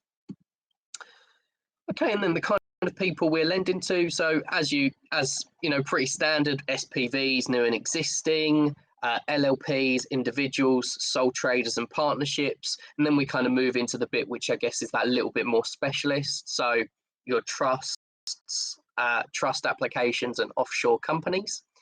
So with offshore companies, we're maybe looking at the sort of Guernsey, Jersey sort of jurisdictions, BVI jurisdictions, expats and foreign nationals. We can lend to a multitude of different countries. I think there's about 7 of which we're just kind of flat out decline on, but most of those are absolutely okay. We just have like a risk rating chart internally that we would go through upon the inquiry. And then first time landlords as well. So just a little bit on the kind of types of the residential properties we can lend on and as a whole. So your large and small portfolios. I've just seen a question here about do you lend to first-time buyer and first-time landlords? We can lend to first-time landlords, but we don't generally have appetite for first-time buyers. When there is no EWS1 available, we will probably ask the question as to why. If the valuer states that that is required, then we would require to see that, yes. Just in case there was any issues in the background, we need to be aware of that, unfortunately. So just sort of moving on with this current slide, you can see some of the bits I've already gone through, a couple of little bits in there, obviously around the semi-commercial. We'll go over that a little bit more as we continue through the slides. We can also do your sort of flats above commercials, high-rise flats, and low rental yielding properties, so we can use income top slicing as long as we're looking at the UK income for that, and we would use a net income from the clients after all of their funds have gone out for the month and the year. Okay, so our semi-commercial then. So again, lending up to 75%. Multiple tenant types can be considered, which I've got a list of on the next slide that we will go through. So our biggest thing at HTB when it comes to semi-commercial is that we do need to see that at least 50% of the value is held within the residential element. If for whatever reason that doesn't meet and providing the commercial is worth no more than 60, there is potential that we may still consider, but on day one, we're going to be looking out for it to be at 50-50 as a minimum, really. But if it doesn't meet on following the valuation, we can consider them, but it's going to be very case by case. Ideally, we do want to see that the the coverage for the loan works solely on the residential income. While we can use the commercial, there is a little bit more that goes into that. We can consider semi-commercials where the clients trade from the commercial unit, but we would not look to use the commercial income in those sorts of circumstances where we'll be fully reliant on the residential income. Ideally, we do want to see that it's semi-commercials are for experienced landlords, but there are occasions where we will be open to consider first-time landlords for a semi-commercial. We'll just be looking into maybe the strength of the covenant in the commercial unit a little bit more. How big is it? What's the LTV? How strong is this? Is this first-time landlord that we're looking at? What's their income and things like that? And then you can see we do have a standard 2% arrangement fee that is across all of our products. And around our interest rates, Tony obviously had that slide up right at the beginning around that, and all of our interest rates are available on the website as well. Cool. So just in terms of the types of securities that we can consider on our semi-commercials. So as part of the commercial tenancies, we've got offices, shops, restaurants, takeaways and fast food outlets, beauty salons, hairdressers, barbers, doctors and dentist surgeries, funeral parlours and dry cleaners. And something that actually isn't on here that we can look to consider as well is pubs. When we do get something like a pub, what I would generally look to do is jump on Google and have a look at that particular outlet. What time is it open till? What does it typically do? Is it a pub or is it more of a nightclub? Lots of different things that we're going to look into. If it is your typical pub that closes maybe 10, 11 o'clock, 12 o'clock of a weekend or 1 a.m. of a weekend, we may still look to consider something like that. But essentially, the earlier they close, the less effect on demand they're going to have, the more likely we're going to lend. And also location, is it in a vicinity where there's maybe universities around? I know when I was a student, I probably would have loved living above a pub. But I also know that my nan and granddad probably wouldn't want to live above a pub. So, you're restricting the demand, could be restricting the demand considerably. So just kind of comes down to what that valuer says on those sorts of things. Now, I'm going to go through sort of a little bit more of what we do, but it does tie into our semi-commercials. And the reason why I say that is because above the semi-commercials, we can consider things like holiday lets and HMOs and things like that as part of that residential security above. So I'm going to go through those in a little bit of detail as to what we would do as if it was above if it was a standalone property like that, or if it was above a semi-commercial or commercial property. So our first time landlords here, you can see, so this would be if it was semi-commercial, this is still the same thing, but for anything else as well. So we do have a minimum income of 25,000, must be a homeowner. We want to see that they have a good credit score. We will only consider up to 4 units for a first time landlord. And then a maximum individual loan size of 500,000, but we can do up to £1 million. So, for example, a client wants to buy 2 properties, 6 months later wants to buy another 2 properties, fine. We could look at something like that, providing the total exposure wasn't above £1 million.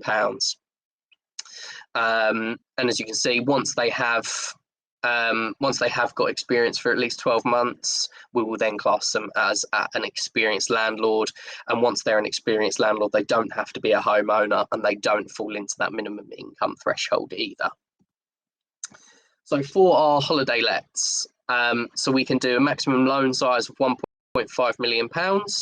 And then we can do 10 short-term lets or holiday lets for a particular client within our sort of portfolio limit.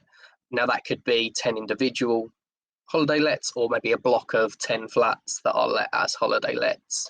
We will look at it as actual units rather than a total security, if that hopefully that makes sense.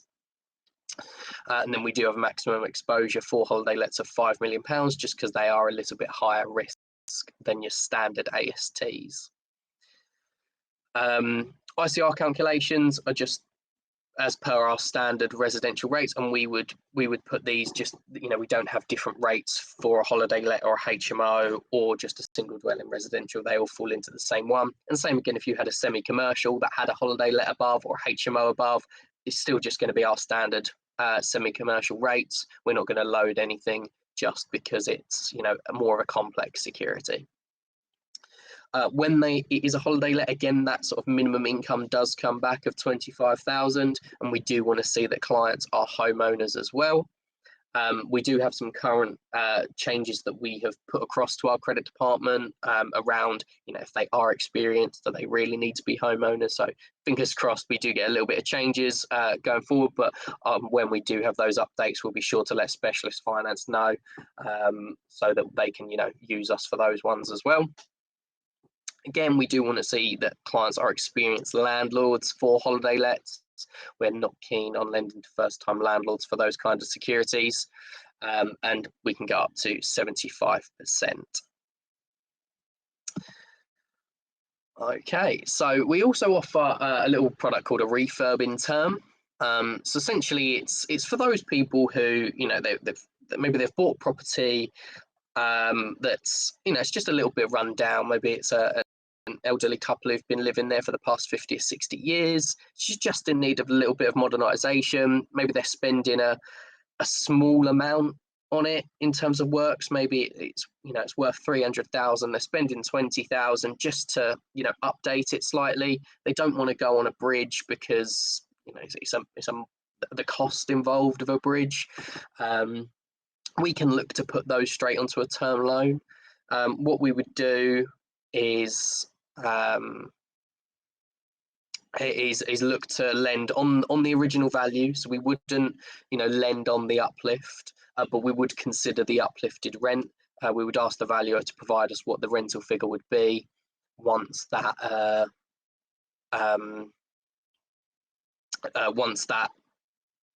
those works have been done. Sorry, my mind went completely blank then. So once those works have been done, the valuer will provide us a rental figure on that, and we'll use that for our ICR calculations. And the main things are that the valuer must just comment that it's currently habitable.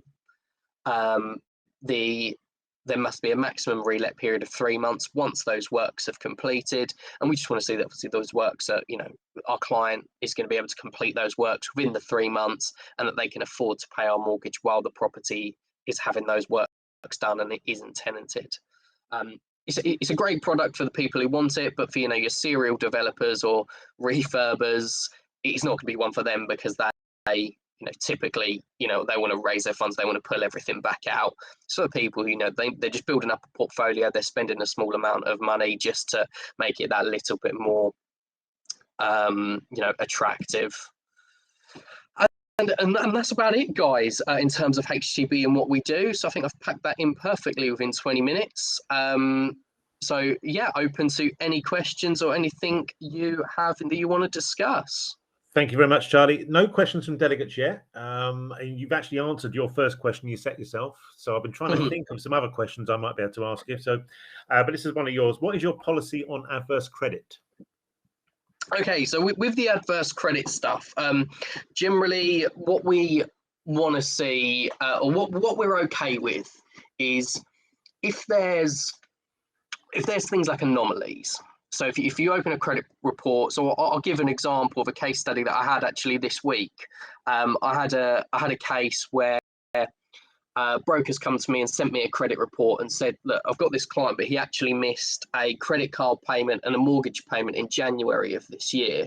Now, most lenders, because that's in 12 months, are just going to go, no, you know, we're not touching it. It's too recent. However, I looked at this credit report, and this is the only payment he's ever missed in like the past 5 or 6 years. We asked for an explanation, and I think, you know, a family member had fallen ill, lost track of his finances a little bit just over that 1 month, got it all back, you know, it's all back on track. You know, the explanation makes sense. We're okay with that. When there are defaults and CCJs, the main thing for us is we just want to understand what's happened. You know, how long did it take them to pay it off? What happened? How much was it for? We're just open, and we want to hear people's stories, but what we don't want is lots of sporadic missed payments all over a credit report, or defaults all over the place. If it's all blocked together and we can understand the story behind it, then we can generally get comfortable. Okay. I just wanted to go back to one of the questions that was asked, which was the print's very, very small on this. Ilhami, I think it is, about the EWS. Obviously, the problem with that one, quite simply, is if a lender takes something like that on that needs, there's no EWS1 form available, but it does require one, and the lender would have to repossess. Of course, who's going to buy it? That's the issue, because it's not mortgageable at this moment in time. We have seen some lenders go completely overboard on this. There's one very large lender who will not lend on any blocks of flats that have got any type of cladding whatsoever, even if the cladding is been shown wow. as not being a danger, which to me is absolutely daft. Really is daft. But Yeah, they've if gone you've got evidence to say it's not a danger, then that doesn't make sense. exactly that. And we had that, and the valuer was given that, but the lender said no, we don't lend on properties with cladding, even though the cladding was, I believe it was metal. So there you go. We have no more questions. Just one thing I did that has just sort of popped through my mind that I know I was part of one of my questions I wanted to go through in a little bit more depth was just around that commercial rental.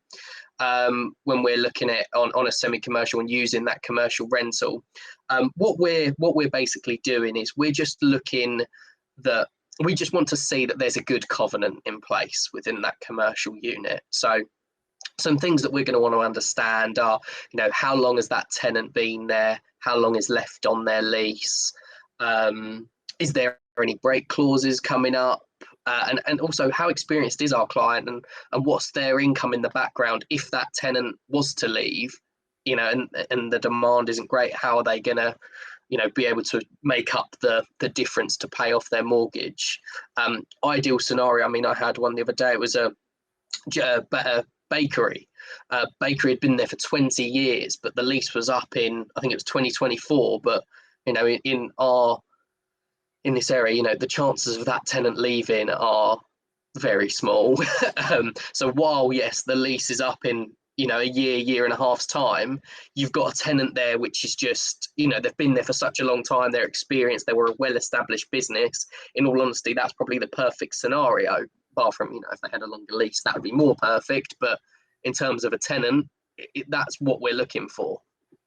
I mean, we used pre-COVID, there was never any issues really. Yeah, that much of an issue. Obviously, COVID hit, and with commercial premises, rents not being paid, businesses going bust, restaurants not able to open, etc.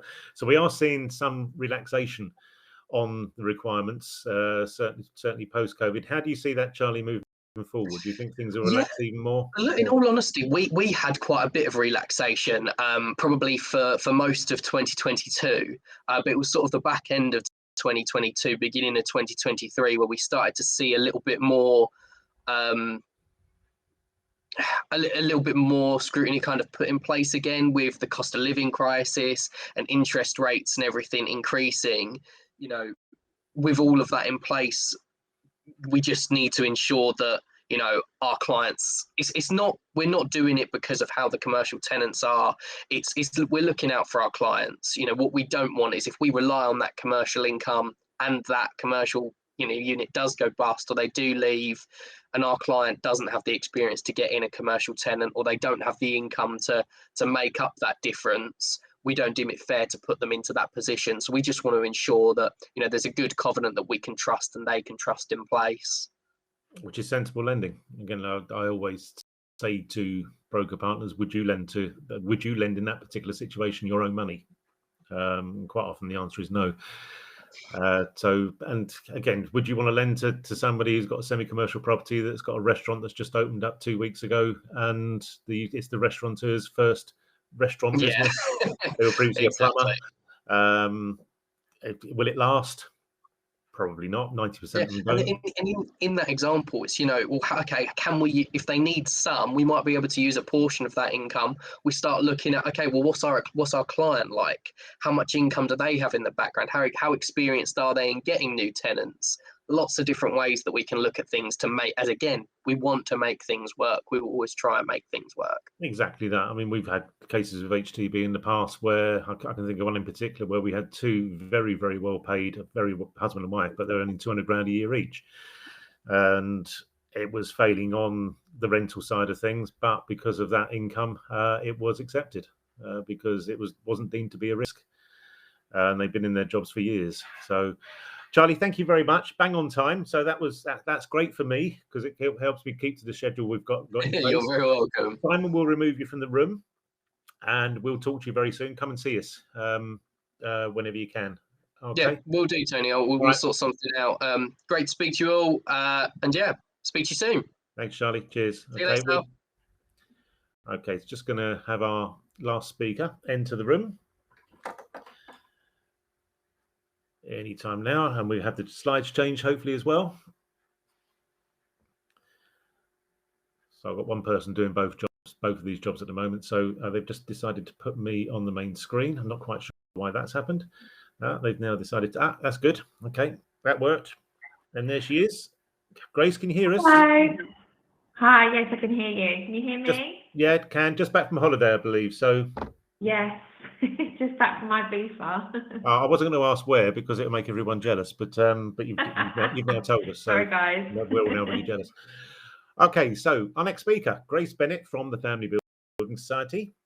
Another lender that we are have packager status with, and access to lots of semi-exclusive products, because there's about a dozen of us that have got that particular facility. You should receive this. In families marketing is a little bit different to everybody else's. You'll find, as you can see just from that. I did look at one of those last night. I thought one of the women does look a little bit like my mum, but it's not my mum. Well, it's certainly not my dad. But yeah, it is a little bit different. They are an unusual one, the Family Building Society in the marketplace, which you're probably going to find out hopefully when Grace does her presentation. A little bit about Grace. First of all, she's been working in financial services industry for nearly 6 years. Her hobbies include socializing, traveling to new places, and binge watching the latest thriller series on Netflix, which, as you can imagine, takes up quite a bit of her free time. She also loves meeting new people, which is why she enjoys her job so much. And her claim to fame: Grace was in New York waiting in line for a pizza, and Catherine Tate was stood in front of her. They had a brief conversation. She was just as funny and was telling Grace about her, at the time, upcoming film.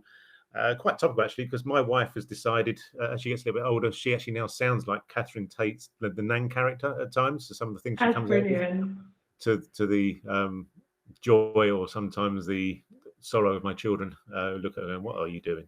But yes. Okay, so Grace, over to you. I'll see you in 20 minutes. Amazing. Thanks, Tony. Really appreciate that. So good morning, well, actually good afternoon nearly, everyone. So yes, my name is Grace Bennett. I'm the BDM that looks after west of the M25. As Tony mentioned, we are one of the lenders that have access, that given specialist finance access to our semi-exclusive rates. We have, must be 8 BDMs now dotted around the country. So if I'm not your BDM, you can certainly find your BDM locator on our website as well. So to give you a little bit more introduction on who Family Building Society are, for those who haven't heard of us, and anyone that's been in the industry for some time may also know us as National Counties Building Society. So we rebranded from National Counties to Family back in, it was the end of 2016. Now, National Counties was known for, it's very traditional type lending, but it was still, quite unique. Lending to older borrowers into retirement was still back then a big area of lending. But when we rebranded, we wanted a name that fit into the areas of lending that we wanted to cover and the target audience that we wanted to meet the needs for. So hence being the Family Building Society, we are very much an intergenerational lender. So we lend from clients of first-time buyers right into their 90s, for those older borrowers lending into retirement. We look at interest-only lending, and if you can see a few more, look at buy-to-let, we look at expats, we take a sensible approach to self-employed applicants, and then we've also got a joint borrower sub-proprietor and 95% product, which helps those first-time buyers getting onto the property ladder as well. Other things to know and how we work as a lender is that we manually underwrite all of our cases. So you've got human underwriters. We don't credit score on any of our cases. Everything is done on a satisfactory credit search. If the client does have the odd blip here and there in their credit report, we'll take a sensible approach to that. We think outside the box and apply a common sense approach. So, we'd overlook that with an explanation from the client. It's only really the bigger areas of adverse we tend to avoid, but it doesn't mean that we can't do it. So if there's a good story behind the case, I would say pick up the phone as myself or call the team, speak through the case. If it does seem like one we can consider, we've got a very close relationship with our team of underwriters in head office. we can give them a call, we can drop them an email, sound out the case to them. If they're happy to consider it, then that will put your stamp of approval on and support that through to completion. So it's really nice that we've got that relationship there with our underwriters. So moving on to the areas of lending that we cover, one of our biggest areas of lending, and if you ask anyone who's familiar with how we work and the type of lending that we do, they will, I'm sure they would answer your older clients. Those who have come to the end of the term with the high street, they're not entertaining it anymore. They want their money back. Clients' first initial thought is that they're having to either move on to equity release or having to sell their family home and downsize. Now that's where we come into place, as we're acting as that alternative lender. We're giving them that alternative solution at the end of the day. And the reason why people come to us for these type of cases is, one, because of the terms that we're able to offer your clients. So we go to age 95 on a repayment basis. That is just fixed set terms to age 95. Interest only works a little bit differently, is based on term guidelines. The maximum age on an interest only basis is age 89, and we'd offer a 5-year term to an 89-year-old. However, to give you an example, if we were to look at someone at age 70 upon application, we'd initially offer them a term of 16 years. Then even at the age of 86, when that term's coming up for to expire, the clients might still not be in a position to repay that mortgage. They might want to extend that term a little bit further. And what we could actually do is we could potentially extend that term by a further 6 years. So that's what I mean when I say it's based on term guidelines there. Now you might be thinking, Grace, okay, brilliant. You can offer my clients a longer term. Fantastic. But how are they going to afford and show affordability into retirement? So in that instance, when we are looking at earned income, we'll take that income to age 75 if the client's either a professional or in a non-manual role. They don't fall under either of those categories, and it would be to age 70. But if you did want to take that term over that age, say to age 95, that's when we're going to be looking at their income into retirement. So your typical state and private pension will accept, anyone can accept those. We want to look at the more quirky income streams. So what we can also accept alongside those pensions is pension pots, for example, SIPs, or any other UK-based investment for that matter, for example, stocks and shares ISA. Now, what's great about us being able to utilise that is the fact that, one, we take 80% of that investment, and it does not have to be drawn on. So a lot of lenders out there will take a percentage of a pension pot, but they may only take 5%, whereas we're actually taking 80%. Other lenders may also ask for it to be declared on the client's SA302s. We're in a position where we don't need the client to be drawing in it. As long as they are in a position to draw from that income if they need to, then that's what we're looking for. So we simply take 80% of the most recent valuation and divide it by the mortgage term to give us an annual income figure.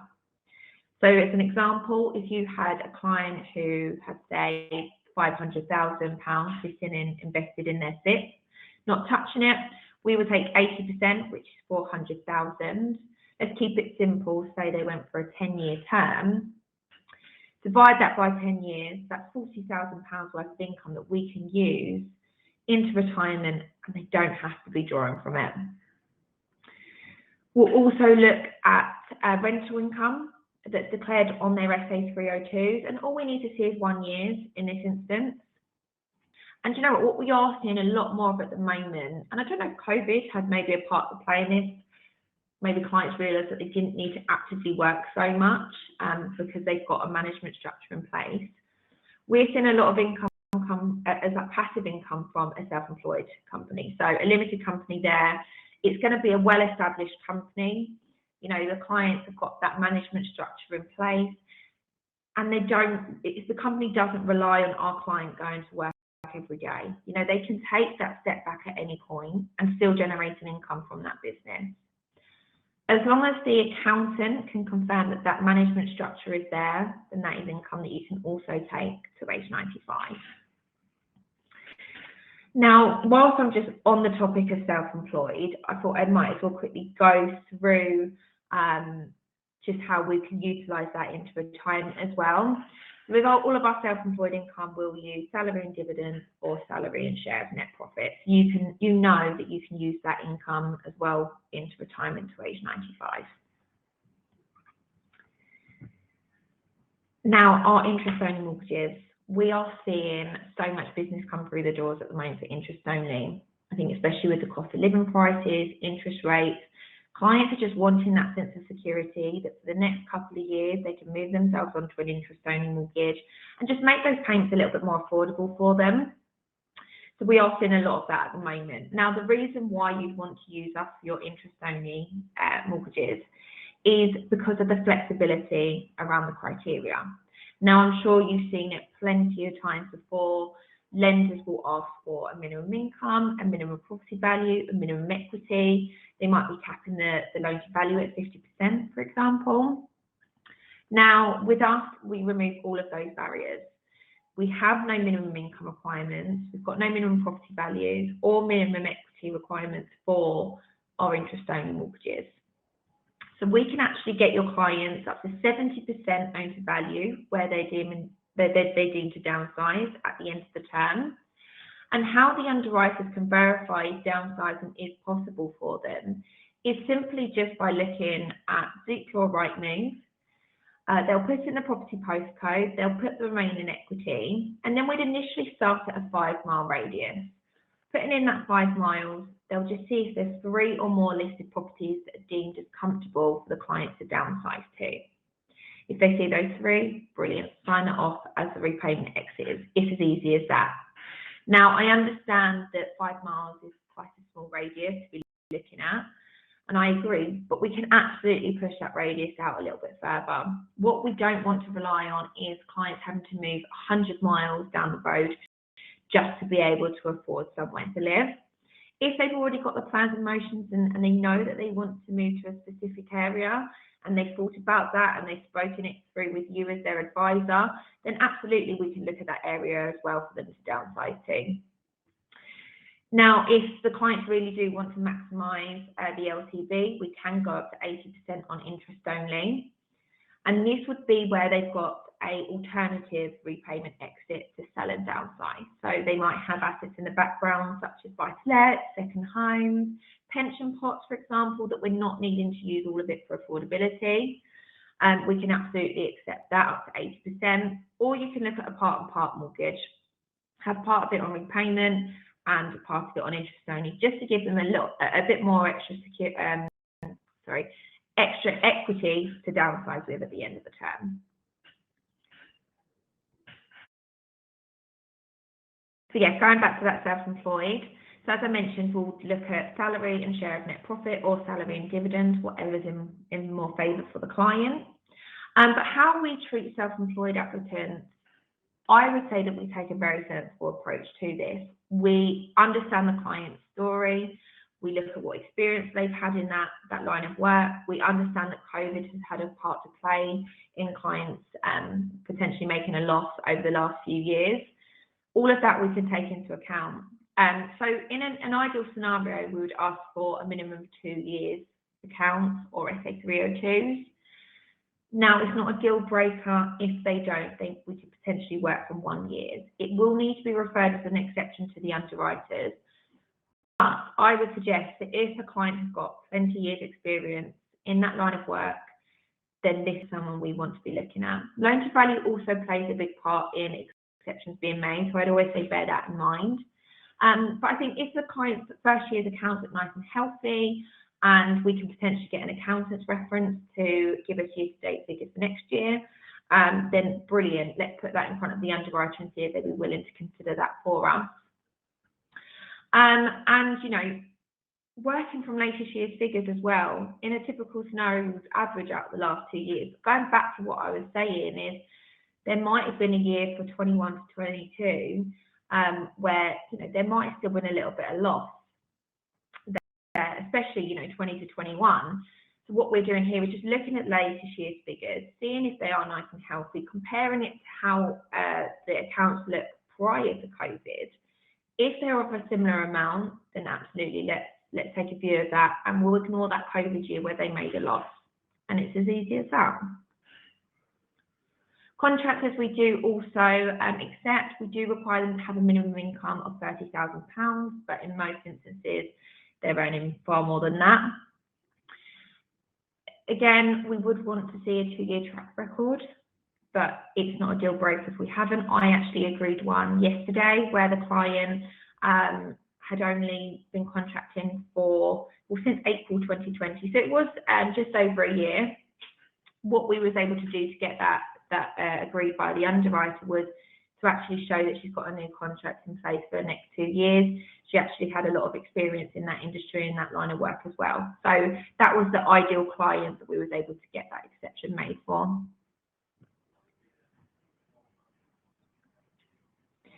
So moving on to our family assisted mortgages.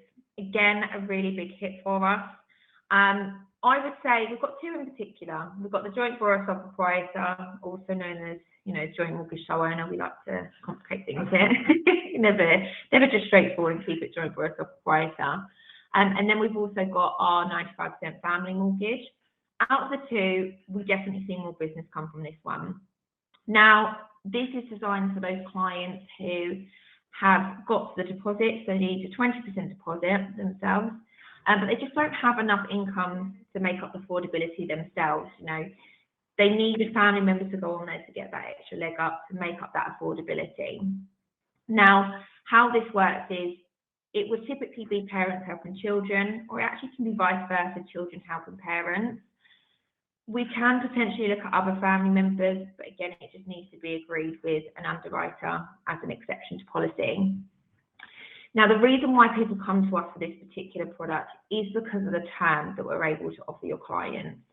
We can take parents aged to age 95. It's a far greater term that you're going to find anywhere else on the market. Now, we will be asking for the income into retirement for the parents. So just to bear that in mind, it works the exact same way as the standard residential stuff, where, we'll use earned income to age 75 and income into retirement beyond that age. So just to bear that in mind there. Now, also, with all of our residential mortgages, but what makes it really unique with this product is the fact that we actually allow up to 4 applicants to go onto the mortgage, and we use 100% of all 4 incomes. So that, again, makes a massive difference when you're playing around with the affordability there. It isn't just restricted to purchases only either. We can look at remortgages. They may be raising capital to buy out another party to the property. We see that quite a lot. Or if they need to do some essential home improvements, that would also be acceptable under this criteria. Other than that, everything else works exactly the same as our standard residential criteria there. Now, our 95% family mortgage, I'm not going to go into loads and loads of detail about this because I know that we are, budgeted on time, but this is a really great product. It's not, it's not restricted to a certain type of individual, but there are going to be individuals that are perfect for this. It's not going to be for everyone. So where the joint borrower sole proprietor is great for those clients who have obviously got the deposit, but they just lack the income, this works the alternative way round. So this is designed for those who've got the income, but not the deposit. So a minimum of 5% is required. And then in that instance, 20% of the purchase price is required as additional security. Now, the security itself can be made up of 3 ways. It can either be a charge on the family member's main residence. It could be put into a savings security account and family members would earn a small amount of interest on that, or it could be placed into an offset facility. You can mix and match those options as well. It's not just restricted to one. So what I think personally is really unique about this product, because it's very similar to the Barclays Springboard mortgage if you're familiar with it, but what makes this really unique is the fact that the offset facility actually offers a lot more flexibility than it may seem on paper. So family members can offset up to 1/3 of the loan amount, which is not only going to offset the interest on the family member's mortgage, it's also going to offset the amount that we need to assess them for affordability. So typically speaking, the affordability calculator runs at around 5.3 times for this product. So it is a lot more generous than our standard residential calculator. But actually with that offset facility, even if they are falling a little bit short, it means family members can put that money into that offset account, help them out from an affordability point of view and to save money every month on the interest. But they're not gifting that money away. So it means that they actually can get that money back. Because if you're gifting, you're never going to see that money again. That's the whole purpose of it being a gift. But actually with this facility, they know that they're going to get that money back, either when the mortgage is repaid, or if you remortgage them during the term. That's absolutely fine. Now, any security that is held with us, it is held as a maximum of 10 years, but we do review at the end of it every 5 years. If the property value has increased, so the amount that we need for security is less, we'll automatically release anything back to them that we no longer need. But yeah, after 10 years, if the mortgage is still with us, it's automatically released at that point anyway. And it's just an extra sense of comfort for the family members that are helping. If the client was made redundant, for example, we would cover their mortgage payments for 6 months. This would be at no extra cost. It wouldn't have any bearing on their credit report. It wouldn't be seen as a payment holiday. We would just simply cover that for 6 months for them. We'd work with the client, just making sure they're getting back up on their feet. And then hopefully after 6 months, they can resume their mortgage payments because they've found a new job.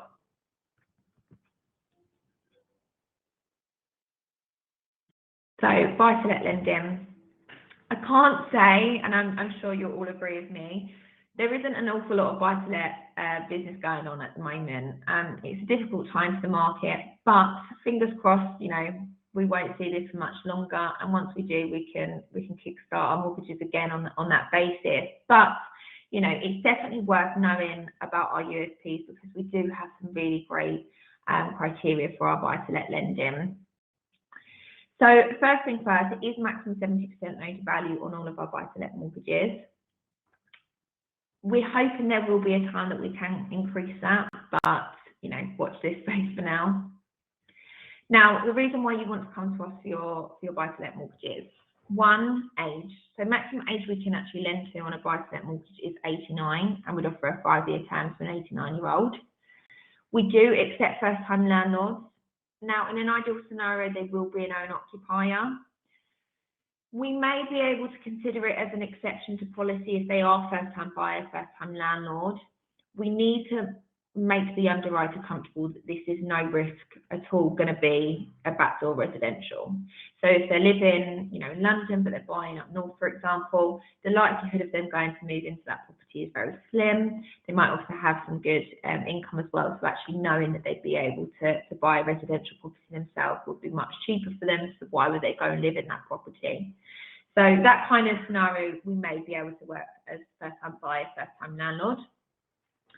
We have no minimum income requirements for any of our buy-to-let mortgages. All we ask is that the client can cover 3 months mortgage payments if there was a rental void. Now, that is just on a self-certified basis. You would tick a box to acknowledge that the clients can do that. If the underwriters did feel that it was necessary to ask for some proof that they can cover those mortgage payments, either income that the clients are receiving or savings in the background will satisfy that point. Now, a big hit for us is the fact that we don't stress portfolio landlords. So we have no maximum number of properties that must be held in their portfolio, and we don't stress those background properties either. We would lend to someone with their first buy-to-let, so those with 100 in the background, and treat them the exact same. It's the same as, you know, basic rate taxpayers compared to high rate taxpayers. That rental calculation wouldn't change in that instance either. The only time the assessment does change is if you're looking at pound for pound borrowing compared to capital raising and purchase, and that is it. We also do lend on multi-unit freehold blocks. They're becoming, you know, more and more popular. We're seeing more come through the door. We do say maximum 65% loan to value on this particular product, and it's maximum 2 stories, maximum 3 units. Any more than that, we may not be able to consider lending, but however, we can refer it to an underwriter as an exception if it's in a good location and we can get the underwriters to feel comfortable about that. Now, limited company buy-to-let, again, 70% loan to value. We don't require personal guarantees for our limited company buy-to-let up to 60% loan to value. So that's something that's quite unique there. Now, we allow up to 8 directors and shareholders. They do all have to be living here in the UK, and they do have to be over the age of 18. And we haven't got any restrictions on the number of properties that must be held in that SPV. It really doesn't matter. They just be mortgaged to other lenders. We're happy to consider lending on that basis. Now, the SPV itself, again, it doesn't have to be like a brand new set up SPV. We don't have any criteria there that suggests that. But what we do ask is that if the SPV has been trading for a number of years, we would need to make sure that it was set up from the outset with those recognised SIC codes.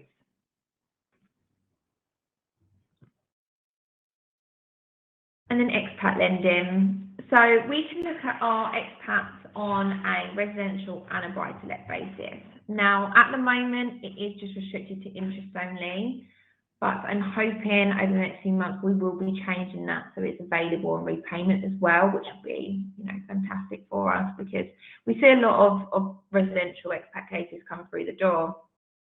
Now, we do look at around 45 different countries.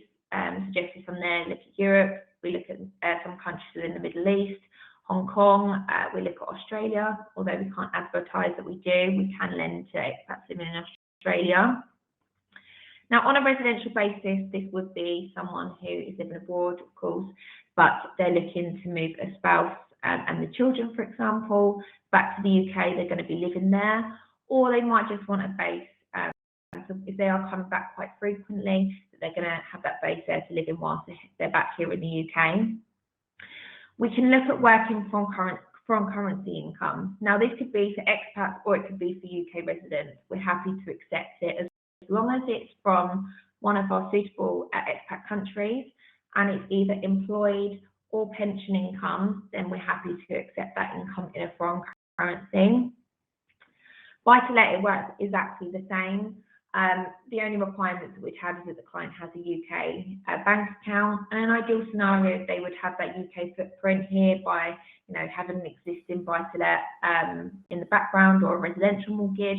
Doesn't, if they don't, it's not a deal breaker. We just need to sense check that a little bit more with the underwriters. But everything else is the exact same. Rental calculations are the same for expat buy-to-lets as well. And that's it. Does anyone have any questions?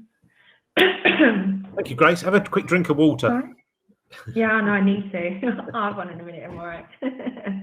You've got a couple of questions from the delegates. Ilhami has said, I have a limited company director who is 64 and would ideally like a 25-year repayment remortgage of his own home based on limited company income continuing into retirement. Is that okay? Or would you need proof of retirement income? He has no pension funds, 2 self-funding mortgage buy-to-lets in the background. Okay. So, that's potentially one we can consider. His age and the term they're looking for is absolutely fine. We could do a 30-year term effectively for them. Now, in terms of the income, it depends on the limited company setup. So if the limited company has got that management structure in place and our client doesn't, rely on having to work every day, go into the office for the company to run, then absolutely, we've seen that as passive income and we can use that right into retirement. All we need is the accountant to confirm that that structure is there and that our client can take a step back at any time. We can use any other pension income that they've got into retirement, and then also the self-funded buy-to-lets. We can also use that as well to support the income. Okay. Ilhami, maybe give us a call, or we'll give you a call once we finish today and we can discuss a bit further. Just need a little bit more information, more than anything else. And Jonathan has asked, do you allow a remortgage with capital raising on a joint borrower sole proprietor basis to repay an existing mortgage and help to buy scheme? Yeah, I think in that instance we could look at that. We'd look at it as effectively kind of like a step, how we do staircasing. There should be no reason why the underwriters wouldn't feel comfortable as using that as a loan purpose for capital raising there. Okay, and we've got no more questions from delegates, but we've got you've answered one of the ones that you set yourself a couple of slides ago. But one of the other ones: do you have a minimum income for your joint borrower sole proprietor mortgages? So in a ideal scenario, we'd want the client to be earning in and around £20,000, but we can absolutely be flexible with that. What we're looking for is someone who is in a position where eventually they'll be able to take over that mortgage themselves. So someone working part-time in a supermarket, for example, that's probably not someone we're looking to lend to, because the likelihood of them being able to take over that mortgage themselves would be quite slim. However, if you had a training professional earning, I don't know, £15,000 at the moment, actually once they're qualified, they're going to be earning significantly more, then absolutely we could take a view on that kind of client. Okay. And finally, I was going to ask a question personally, because we're seeing a couple of lenders do this now, where there's a like-for-like remortgage on a client's residence. Do you still have an LTI calculation? No, we don't. I mean, it's all based on affordability and everything with us. I'm doing one at the moment where the affordability, where our calculator is split into two, the affordability for the backstop, which is effectively the income multiple, is coming up a lot lower than the affordability limit. So in answer, no, we're not. And we can absolutely have some flexibility around the affordability when you're looking at pound for pound remortgages for clients who are maybe, struggling on the affordability there. We just need to put a bit of a story together for the underwriters. Okay, you can now hear the sound of mortgage brokers all over the country rifling through their files, trying to see all those clients whose mortgage is about to expire, thinking, yeah, I can place it. Great stuff. Grace, thank you very, very much indeed. Just one thing about Grace. We normally have on the slides her telephone number, because Grace is more than happy to take calls from mortgage brokers to discuss deals direct. If you can't get a hold of us, or obviously we'd like you to place them with us as the packager, you get paid exactly the same. And you also get paid on the day of completion, which is what we do for all our lenders and all our broker partners. So, but that's missing. So if any of you want Grace's telephone number, just let us know and we can pass that over to you. As long as you're still happy to do that, Grace. I didn't actually ask. Yeah, absolutely. Please do. Yeah, I'm more than happy to speak to anyone. Grace, as I mentioned right at the start, and I'm about to mention in a moment, Grace is on, I think it's the 27th of July, is going into a lot more detail on the family building society product range, and basically where you could be helping more of your clients to get more of what they want, especially with the way things are at the moment. So please sign up to that. The links will be coming up fairly soon. Grace, Simon will remove you from the room. Thank you once again. Okay. We'll see you very soon. Thank you. Thank you for your time, everyone. Take care. Right, okay. So this is actually reduced from what I normally talk about. But it's just really some of the same old. Some of you have seen this before. If you're new to this, or haven't seen me talk before, then obviously it's you won't have seen these slides before. But I understand if you decide you need to go away, I'm more than happy for you to do that. Still get your 3 hours. So a little bit about what's happened recently. Not a great deal. What's happened? Rates have gone up. Turmoil in the markets again. Lenders changing rates left and centre, sometimes with absolutely no notice whatsoever, which is really peeing off the broker community in some cases, where you're being given to like half an hour to get deals onto a system because rates are being withdrawn. It's same old really. Hopefully things will start to stabilize a little bit in the very near future, and we can start seeing some affordability, especially in the buy-to-let market. What we now got is a situation, as you're probably all aware, that lenders are trying to maintain low rates by charging much higher fees. Well, it's probably the only way they can get deals to fit and still get the same amount of business in at the moment, and it's not great for clients. But if your client needs to raise a certain amount, it's the only way forward in many cases. So, and we still have conversations with potential broker partners when they first speak to us, which normally it starts with, can you get my client a rate of 2-3%? No. In answer to the question, we can't do it. We've got the same access to the same prices as pretty much everybody else, with a few exclusives, which is actually my next slide. So still have this with Castle Trust Bank. I would say that if you have anything on your desk that needs something in the region of either an 80% net LTV refurbishment bridge or a 75% 7% gross, that is LTV buy to let, get them in quick, because Castle Trust haven't changed their rates yet. Probably tempting fate. I'll probably finish this and then have an email and they've changed them straight away. But they haven't changed this yet. So if you've got anything, get it over quick. We can get it on the system and then we can actually secure the rate. So get those in as quickly as you possibly can. I mentioned this last month. I'll probably stop this after this month, but a little bit later, you'll see at the top of the screen, it will have a little orange box.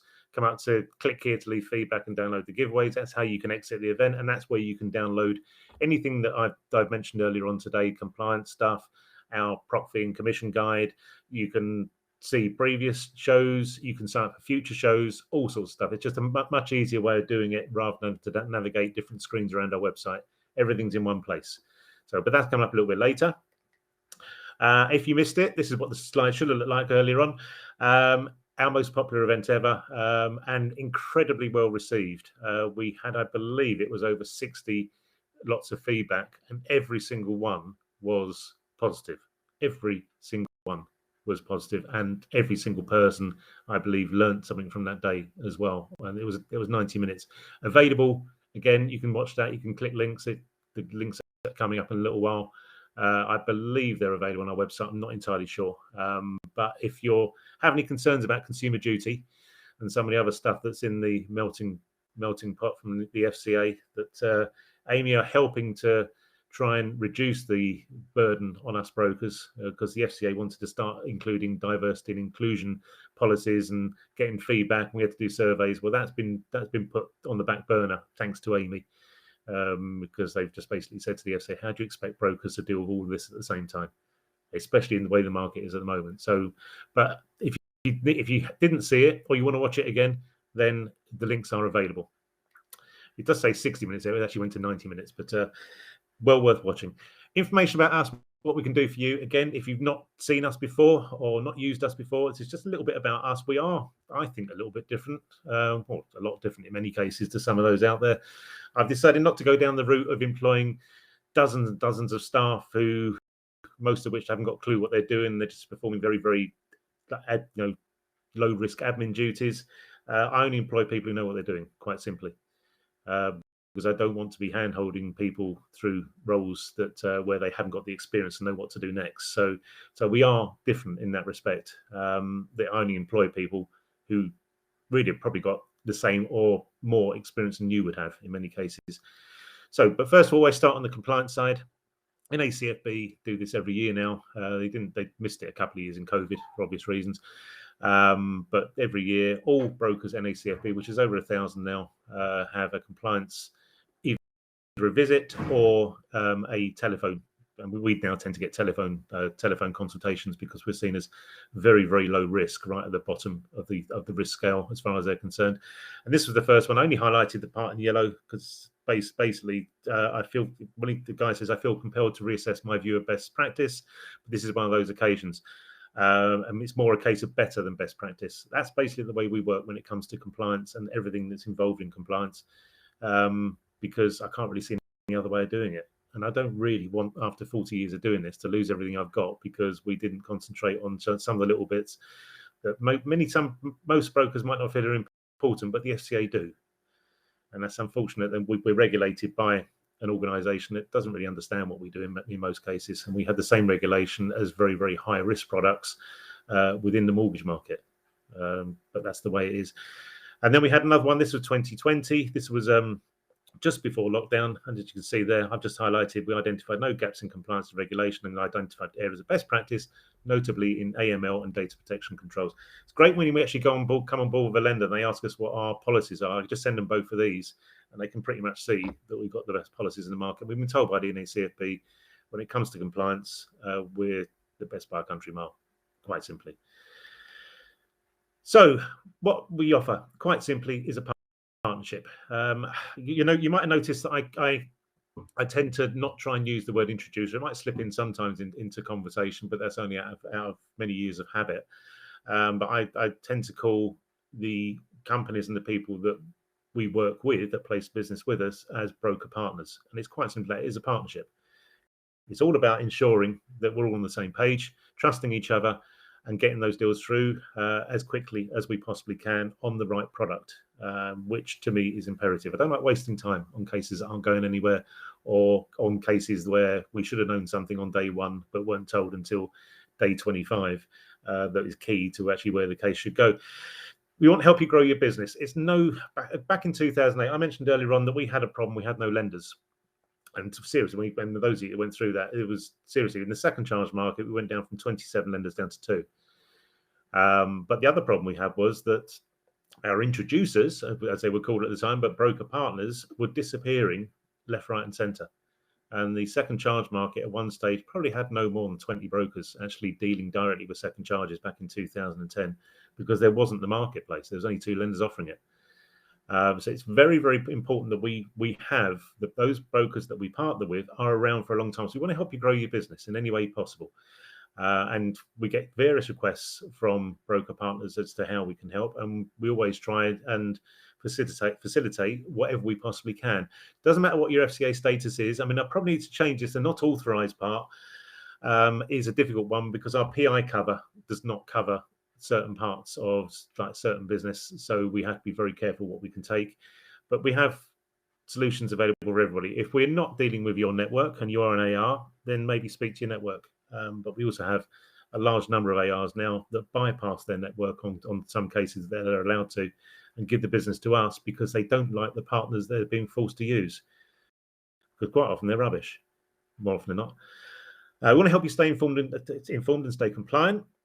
And we want you to be writing business for as long as you're in this marketplace, as long as you want to stay in this marketplace. That's why we do the GDPR stuff. That's why we come out with what we do, just to help you with compliance. And I get compliance calls all the time from people. I'm not a compliance expert. It's just sometimes it's just a matter of common sense. If I don't know the answer to the question, I'll phone somebody that does, and then go back to the broker partner and tell them. Quite simple. Our products, I've added one onto this because we've seen a marked increase. You see the one at the bottom, so it's all the normal stuff, everything but equity release when it comes to secured on property. But we now also offer probate loans as well, because we've seen a marked increase in inquiries for probate loans, be it just someone who's looking to take their inheritance early before the assets are realised, so that where there's a tax, the inheritance tax needs to be paid, but also it needs to be paid first before anything else happens. So we are seeing that's something I've been concentrating on over the last couple of weeks, is just getting together something. So if you do come across anything, if you've got solicitor contacts, for example, you've been asked a question, and a great example is we have links with local hospice that we give them money each month, and we go to various events. And I went to an event on Tuesday, and the first person I spoke to was a solicitor. She looked at my lanyard and said, "What do you do?" And I explained. She said, "Oh, do you do loans where there's probate?" I said, "Yes, we do." Funny enough, she said, "Oh, I wish I'd known. We've just had 2, both over £500,000. I told the clients to go and Google it." So there you go. If you've got solicitor contacts, or there's something you get inquiries for at the moment and you're not sure what to do with them, you just turn them away, give us a call. It's fairly decent money to be made out of them as well. And they are fairly simple in the way they work. So that's our current product range. How we work, either packaged, we don't give the advice, or introduced only, we give the advice. Entirely up to you. You can mix and match, work it however you will. We ask you in every single case, do you want us to package or do you want us to give the advice? That's entirely up to you. You decide. As long as you've got the permissions to do so, you decide on who gives the advice. And we treat all cases as either advised or non-advised, whether they're regulated or not, because somebody needs to speak to the client. So you will choose that. And why are we different? Not the products we offer. We get occasionally, obviously, we've got semi-exclusive products through a few lenders. We've got exclusive products through one lender at the moment. So it's not the products we offer. We offer the same as everybody else. It's quite simply the people we employ. Because when someone comes to me for a job, they have to have a minimum 5 years experience in what we do.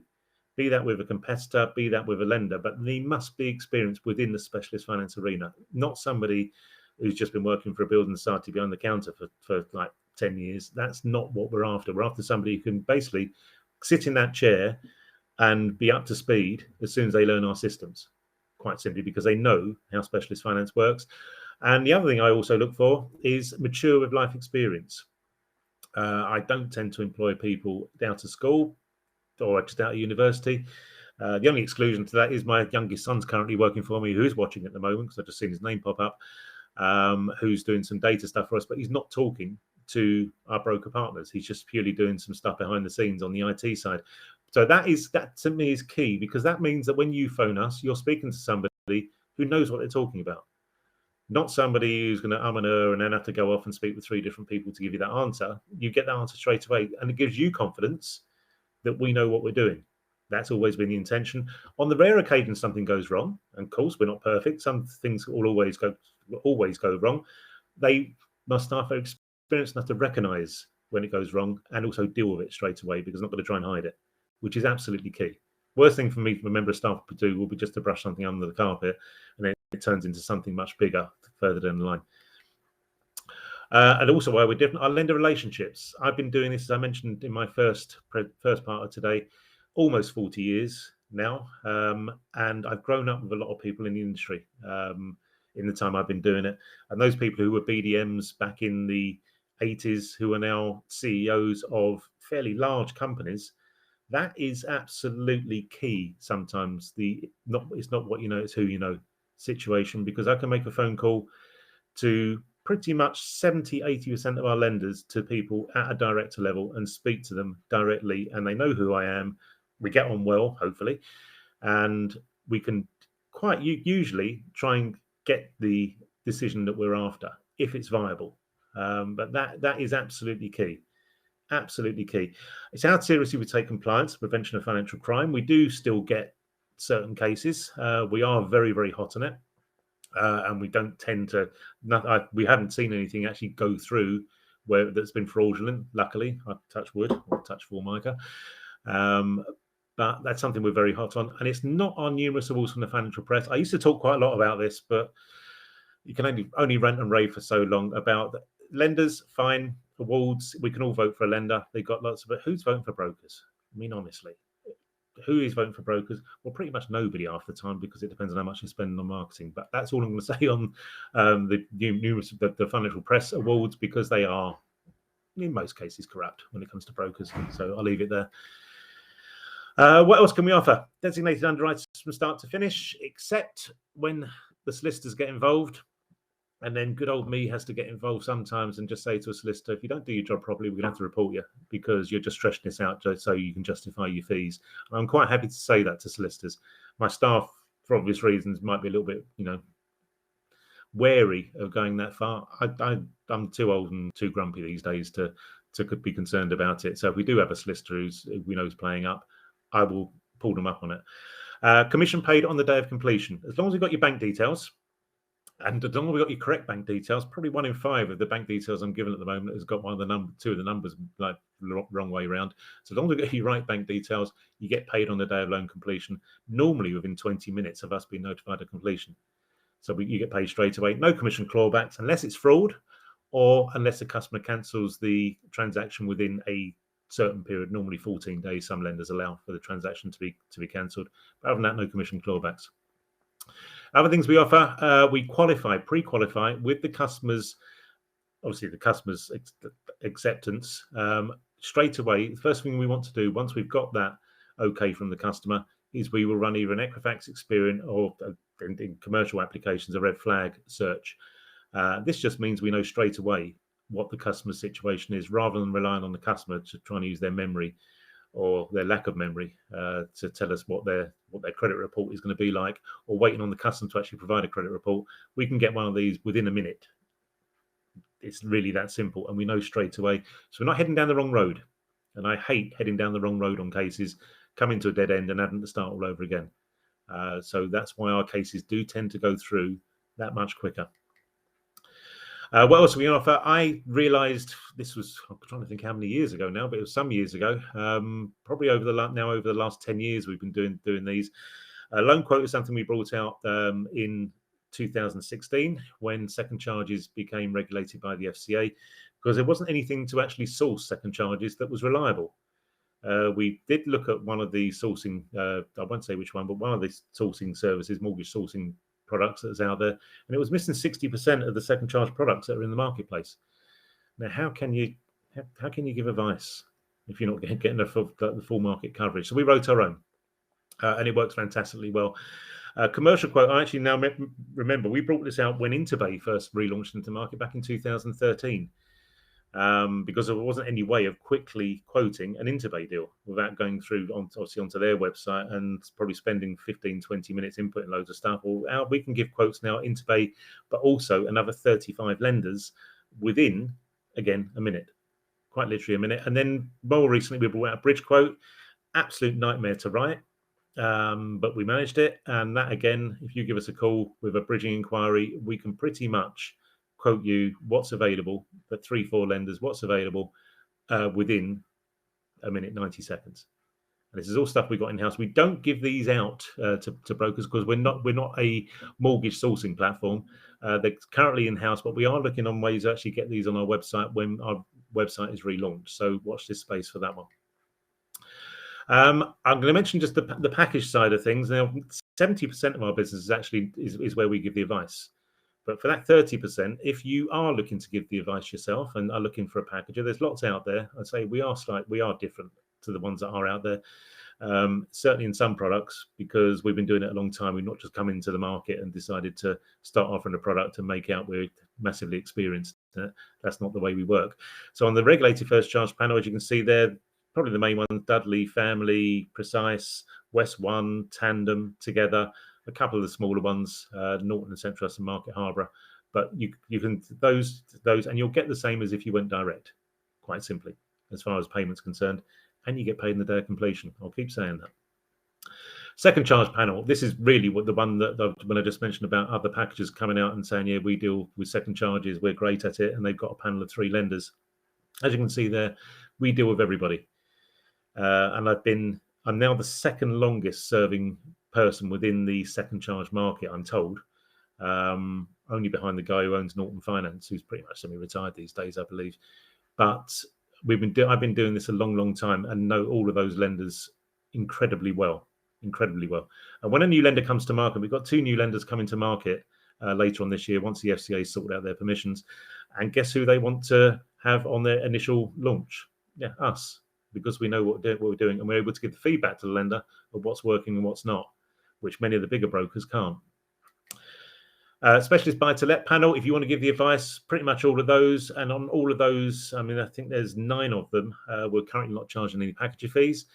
I am going to look at that with Consumer Duty just to ensure that we're not, doing ourselves, because everybody else out there does charge a packager fee of some sort, normally up front. But that's our current coverage. If you've got any deals that are going there, please consider us, because you will get paid quicker and you will get a better service. And our package bridging panel, not done this slide before, only did this last night. That's who we currently deal with. There's a couple of new additions there. One, GB Bank, which a very good friend of mine has just joined in a senior capacity. So we are obviously going to be getting access to some stuff that you wouldn't be able to access yourself direct. But pretty much all of those there, we get paid more than you would if you went direct. So therefore, we can pay you the same as if you went direct. Plus, you got the backing of staff who know absolutely what they're doing, and myself, who can speak to somebody senior when things get a little bit start going. If they do go wrong, I can hopefully try and sort out. Beware of the bandits. I'll keep banging the drum on this one as well, because there are some absolute cowboys in our industry who are taking business from brokers such as yourself and lying through their teeth about how much they get paid. I won't read the whole thing. I'm just checking the time. We're absolutely fine. To earn £117,000 and only pay away 7, the person who did that should be in prison, as far as I'm concerned, or FCA jail or something. That is disgraceful, absolutely disgraceful. And how they got away with it, I don't know. They got away with it because the broker who gave that case to them didn't know any better. He does now because he uses us, but he didn't know any better at the time. When I told him how much that master broker, which is a term I hate, but how much they earned, he was like, "You're kidding me." They told me they earned 14 grand. Case study. I mentioned this earlier on, actually. This is one of the ones when Roma was talking. I mentioned about when they rearranged a deal for us. Well, this was one. He was purchasing a 20-bed property that had planning for a 10-bed HMO. But unfortunately, with we were just coming out of COVID, and there was massive backlogs with the local authority with regards to planning. And then there's some issues with the planning, so he had to make changes, etc., etc. So that bridge that he had for over 11 months in November 2021, in November 2022, Roma rewrote the deal for us. So far, our broker partner on that has earned £46,050. And guess what? We're now writing the exit through Shawbrook, and he's then going to earn, I'm trying to work out in my head, I'm not sure how much it is, but it's a significant amount again. So he's going to be earning the client's absolutely delighted with what he's got so far, because he's been able to secure a property that has already massively increased in value, because he now has the planning in place that he needed, and everything's been sorted, and the uplift because of that planning has been huge. So he's got what he wants. Just unfortunate that COVID sort of ruined it first time round for him, really. But that's the sort of flexibility that we've got from Roma on that particular deal. And of course, our broker got paid on the day of completion, which he loves and loved. He's probably already spent it. Okay, another one. This was Castle Trust. This was the most difficult case that I've ever had to get involved in. I had to get involved because we had a solicitor acting for the client who just unbelievable, absolutely unbelievable. Refinanced 19 properties. 2 properties had regulated tenants, 6.4 million. Clients living in Israel since 2001, 82-year-old and his eldest son. There was 17 shareholders because dad and his recently deceased wife had lots and lots of children. So it was a difficult case. 5 properties still had charges that were registered 20 years ago. I mean, I saw one, there's still one of those charges outstanding that's still not been sorted from 2003. One flat, the lease had never been applied, had actually been sent off or applied to land registry. They'd actually done the wrong property. This is how bad the solicitor was. It was absolutely atrocious. We had ASTs in the wrong name. We had ASTs that could not be located, properties that weren't insured. One property offered a security that was sold in 2014. An absolute, I don't want to say that word, but it was appallingly bad. Really was. Just a family, wealthy family that had been taken advantage of for many, many years because they were too far away to know that anything was going wrong. And as I say, the most difficult case I've ever deal with, I probably spent at least 70, 80 hours in this case personally, just trying to sort out various aspects of it because it was in such a mess. Broker partner earned 45 grand on that case, day of completion. Very happy man, as you can imagine. And this is what he said. If I give you more than 5 stars, I would. I won't read all of this. I mean, you can read probably most of it. As it says there, Tony and Joe heads up my commercial team, had the patience, experience and depth of knowledge to complete this very large project.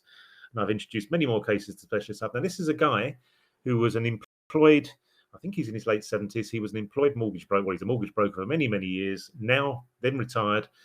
Was still getting clients come to him saying, I need to refinance my buy-to-let or, that type of situation. So he dealt with us a couple of times before he retired. He now earns almost as much money as when he was actually working full-time because he passes it all over to us and we deal with it because most of his stuff is specialist. And as he says there, he found us to be responsive, dedicated to success and fun to speak with. So we like to try and bring a bit of fun into our industry where we possibly can, because it can be quite boring at times, can't it? And quite frustrating as well.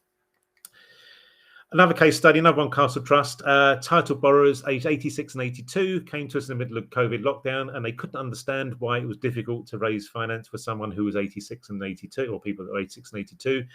And I had to point out to them that we was in the middle of an epidemic that was affecting the older generation more than other generations. They eventually got it, but we still managed to refinance 18 properties, all in the same village, for 7.9 million. Some didn't have an EPC.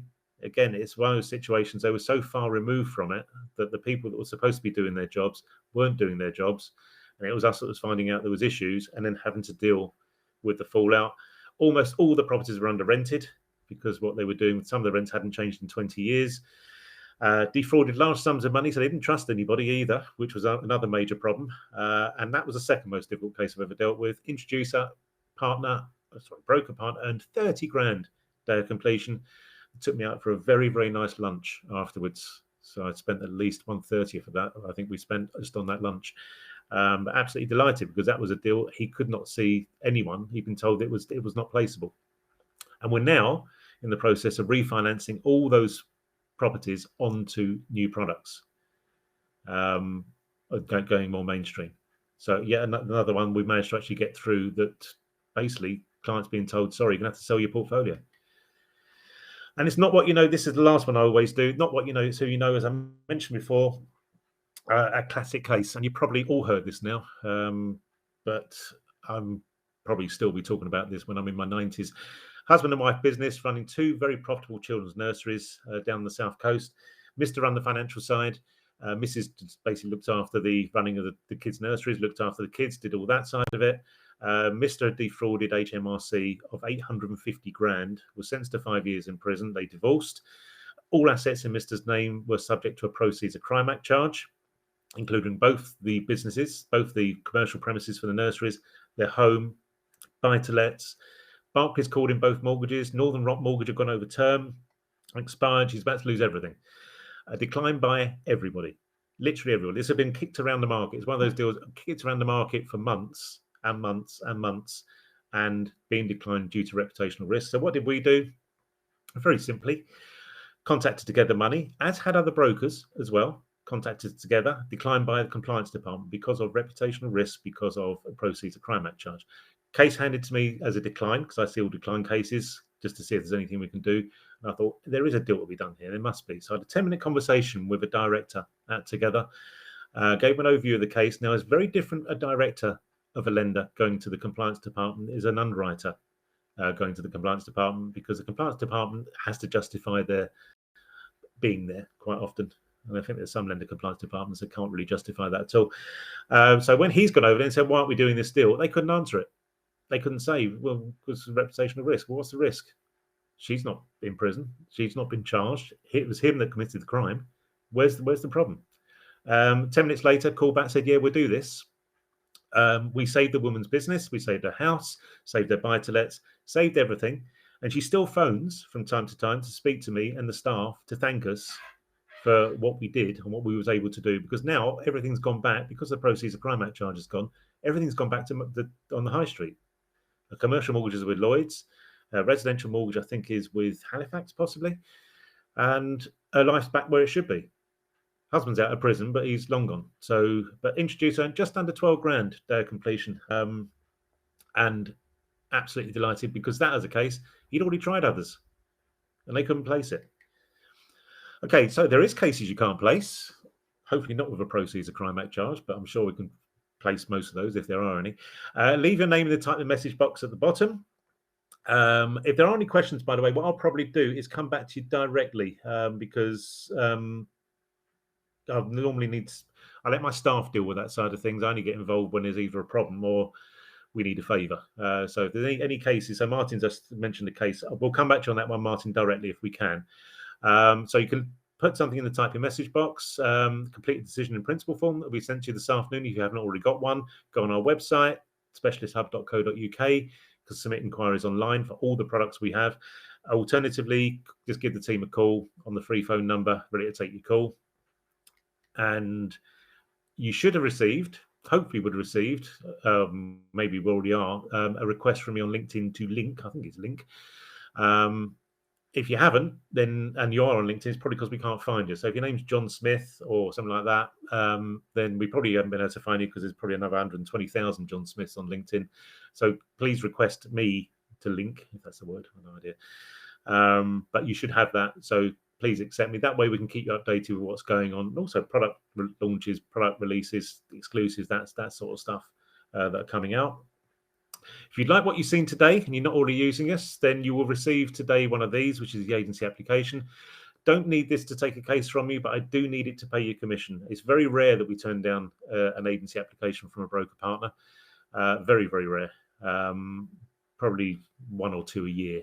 So I don't have a concern with taking a case, but to actually receive the commission, you to receive the commission, we do need one of these back signed. Or if you register online, you don't have to sign it, because it actually contains the same terms and conditions. Next show, 13th of July. We have, who we got? Lenco, Tuscan Capital, West One and Redwood, covering second charges. That will be commercial, bridging, and buy-to-lets, funny enough. We are thinking about maybe extending it to 5 speakers fairly soon. We're trying to work out how we're going to do that in a 3-hour period. It only needs one to overrun and the whole thing collapses. But we are thinking about maybe putting 5 speakers on, which will cover every aspect of what we do. So that might probably be August, September, October. We're not quite sure when yet. But if you haven't signed up for this one, please sign up. And future shows, got one in August, September, October, November. You can register for as many as you like. And pretty much it's rare that you'll see the same lender twice in 3 or 4 months. If you do, they're normally talking about a different product. So again, you can register for as many as you like. Please sign up to as many as you want. Now, this is where this little box should appear by magic at the top of the screen. Simon, there you go. Yeah, he's done it. Don't click it yet. But when you do click it, it will take you to the feedback page first of all. Please, please, please leave feedback. It is so important to us. If you fed up listening to me in the second part of my presentation talking about the same thing, say so, and I'll try and make some changes. Otherwise, I think you're all more than happy to hear it over and over again. But you can also do all the downloads. Once you've actually done the feedback, you then have got all the downloads, registration for future shows. You can watch past shows, whatever you wish. Everything's there pretty much all in one place. CPD certificate will be emailed by close of business tomorrow. If you don't receive, as I said before, check your spam before you phone us, because 99% of them are sitting in your spam. And then obviously add us to your safe senders list so it won't happen again. Feedback, as these are free to lenders and also obviously free to all delegates as well, all our broker partners. And they do cost, and there's a lot of time and effort goes into putting these on. I've seen a financial reporter roadshow up in Stafford today that has got 6 tables and there's 12 people attending. And those lenders are being charged significant amounts of money to present at those to 12 people, whereas ours are completely free to lenders. So if you can leave us a review on Google or Trustpilot, please don't leave it on Specialists Hub with plural, because that's a training company in construction, I believe, and they won't know what you're talking about. But if you can leave us a review, that would be great. That would be very much appreciated. A big thank you again to today's sponsor, which was Roma Finance, who we value our relationship with them greatly, and we'll continue using them. And if you haven't used them before, I say we are packager for them. Bung us a case over. I think we've already seen one inquiry so far today, and we can see what we can do for you. But they are a great lender to use.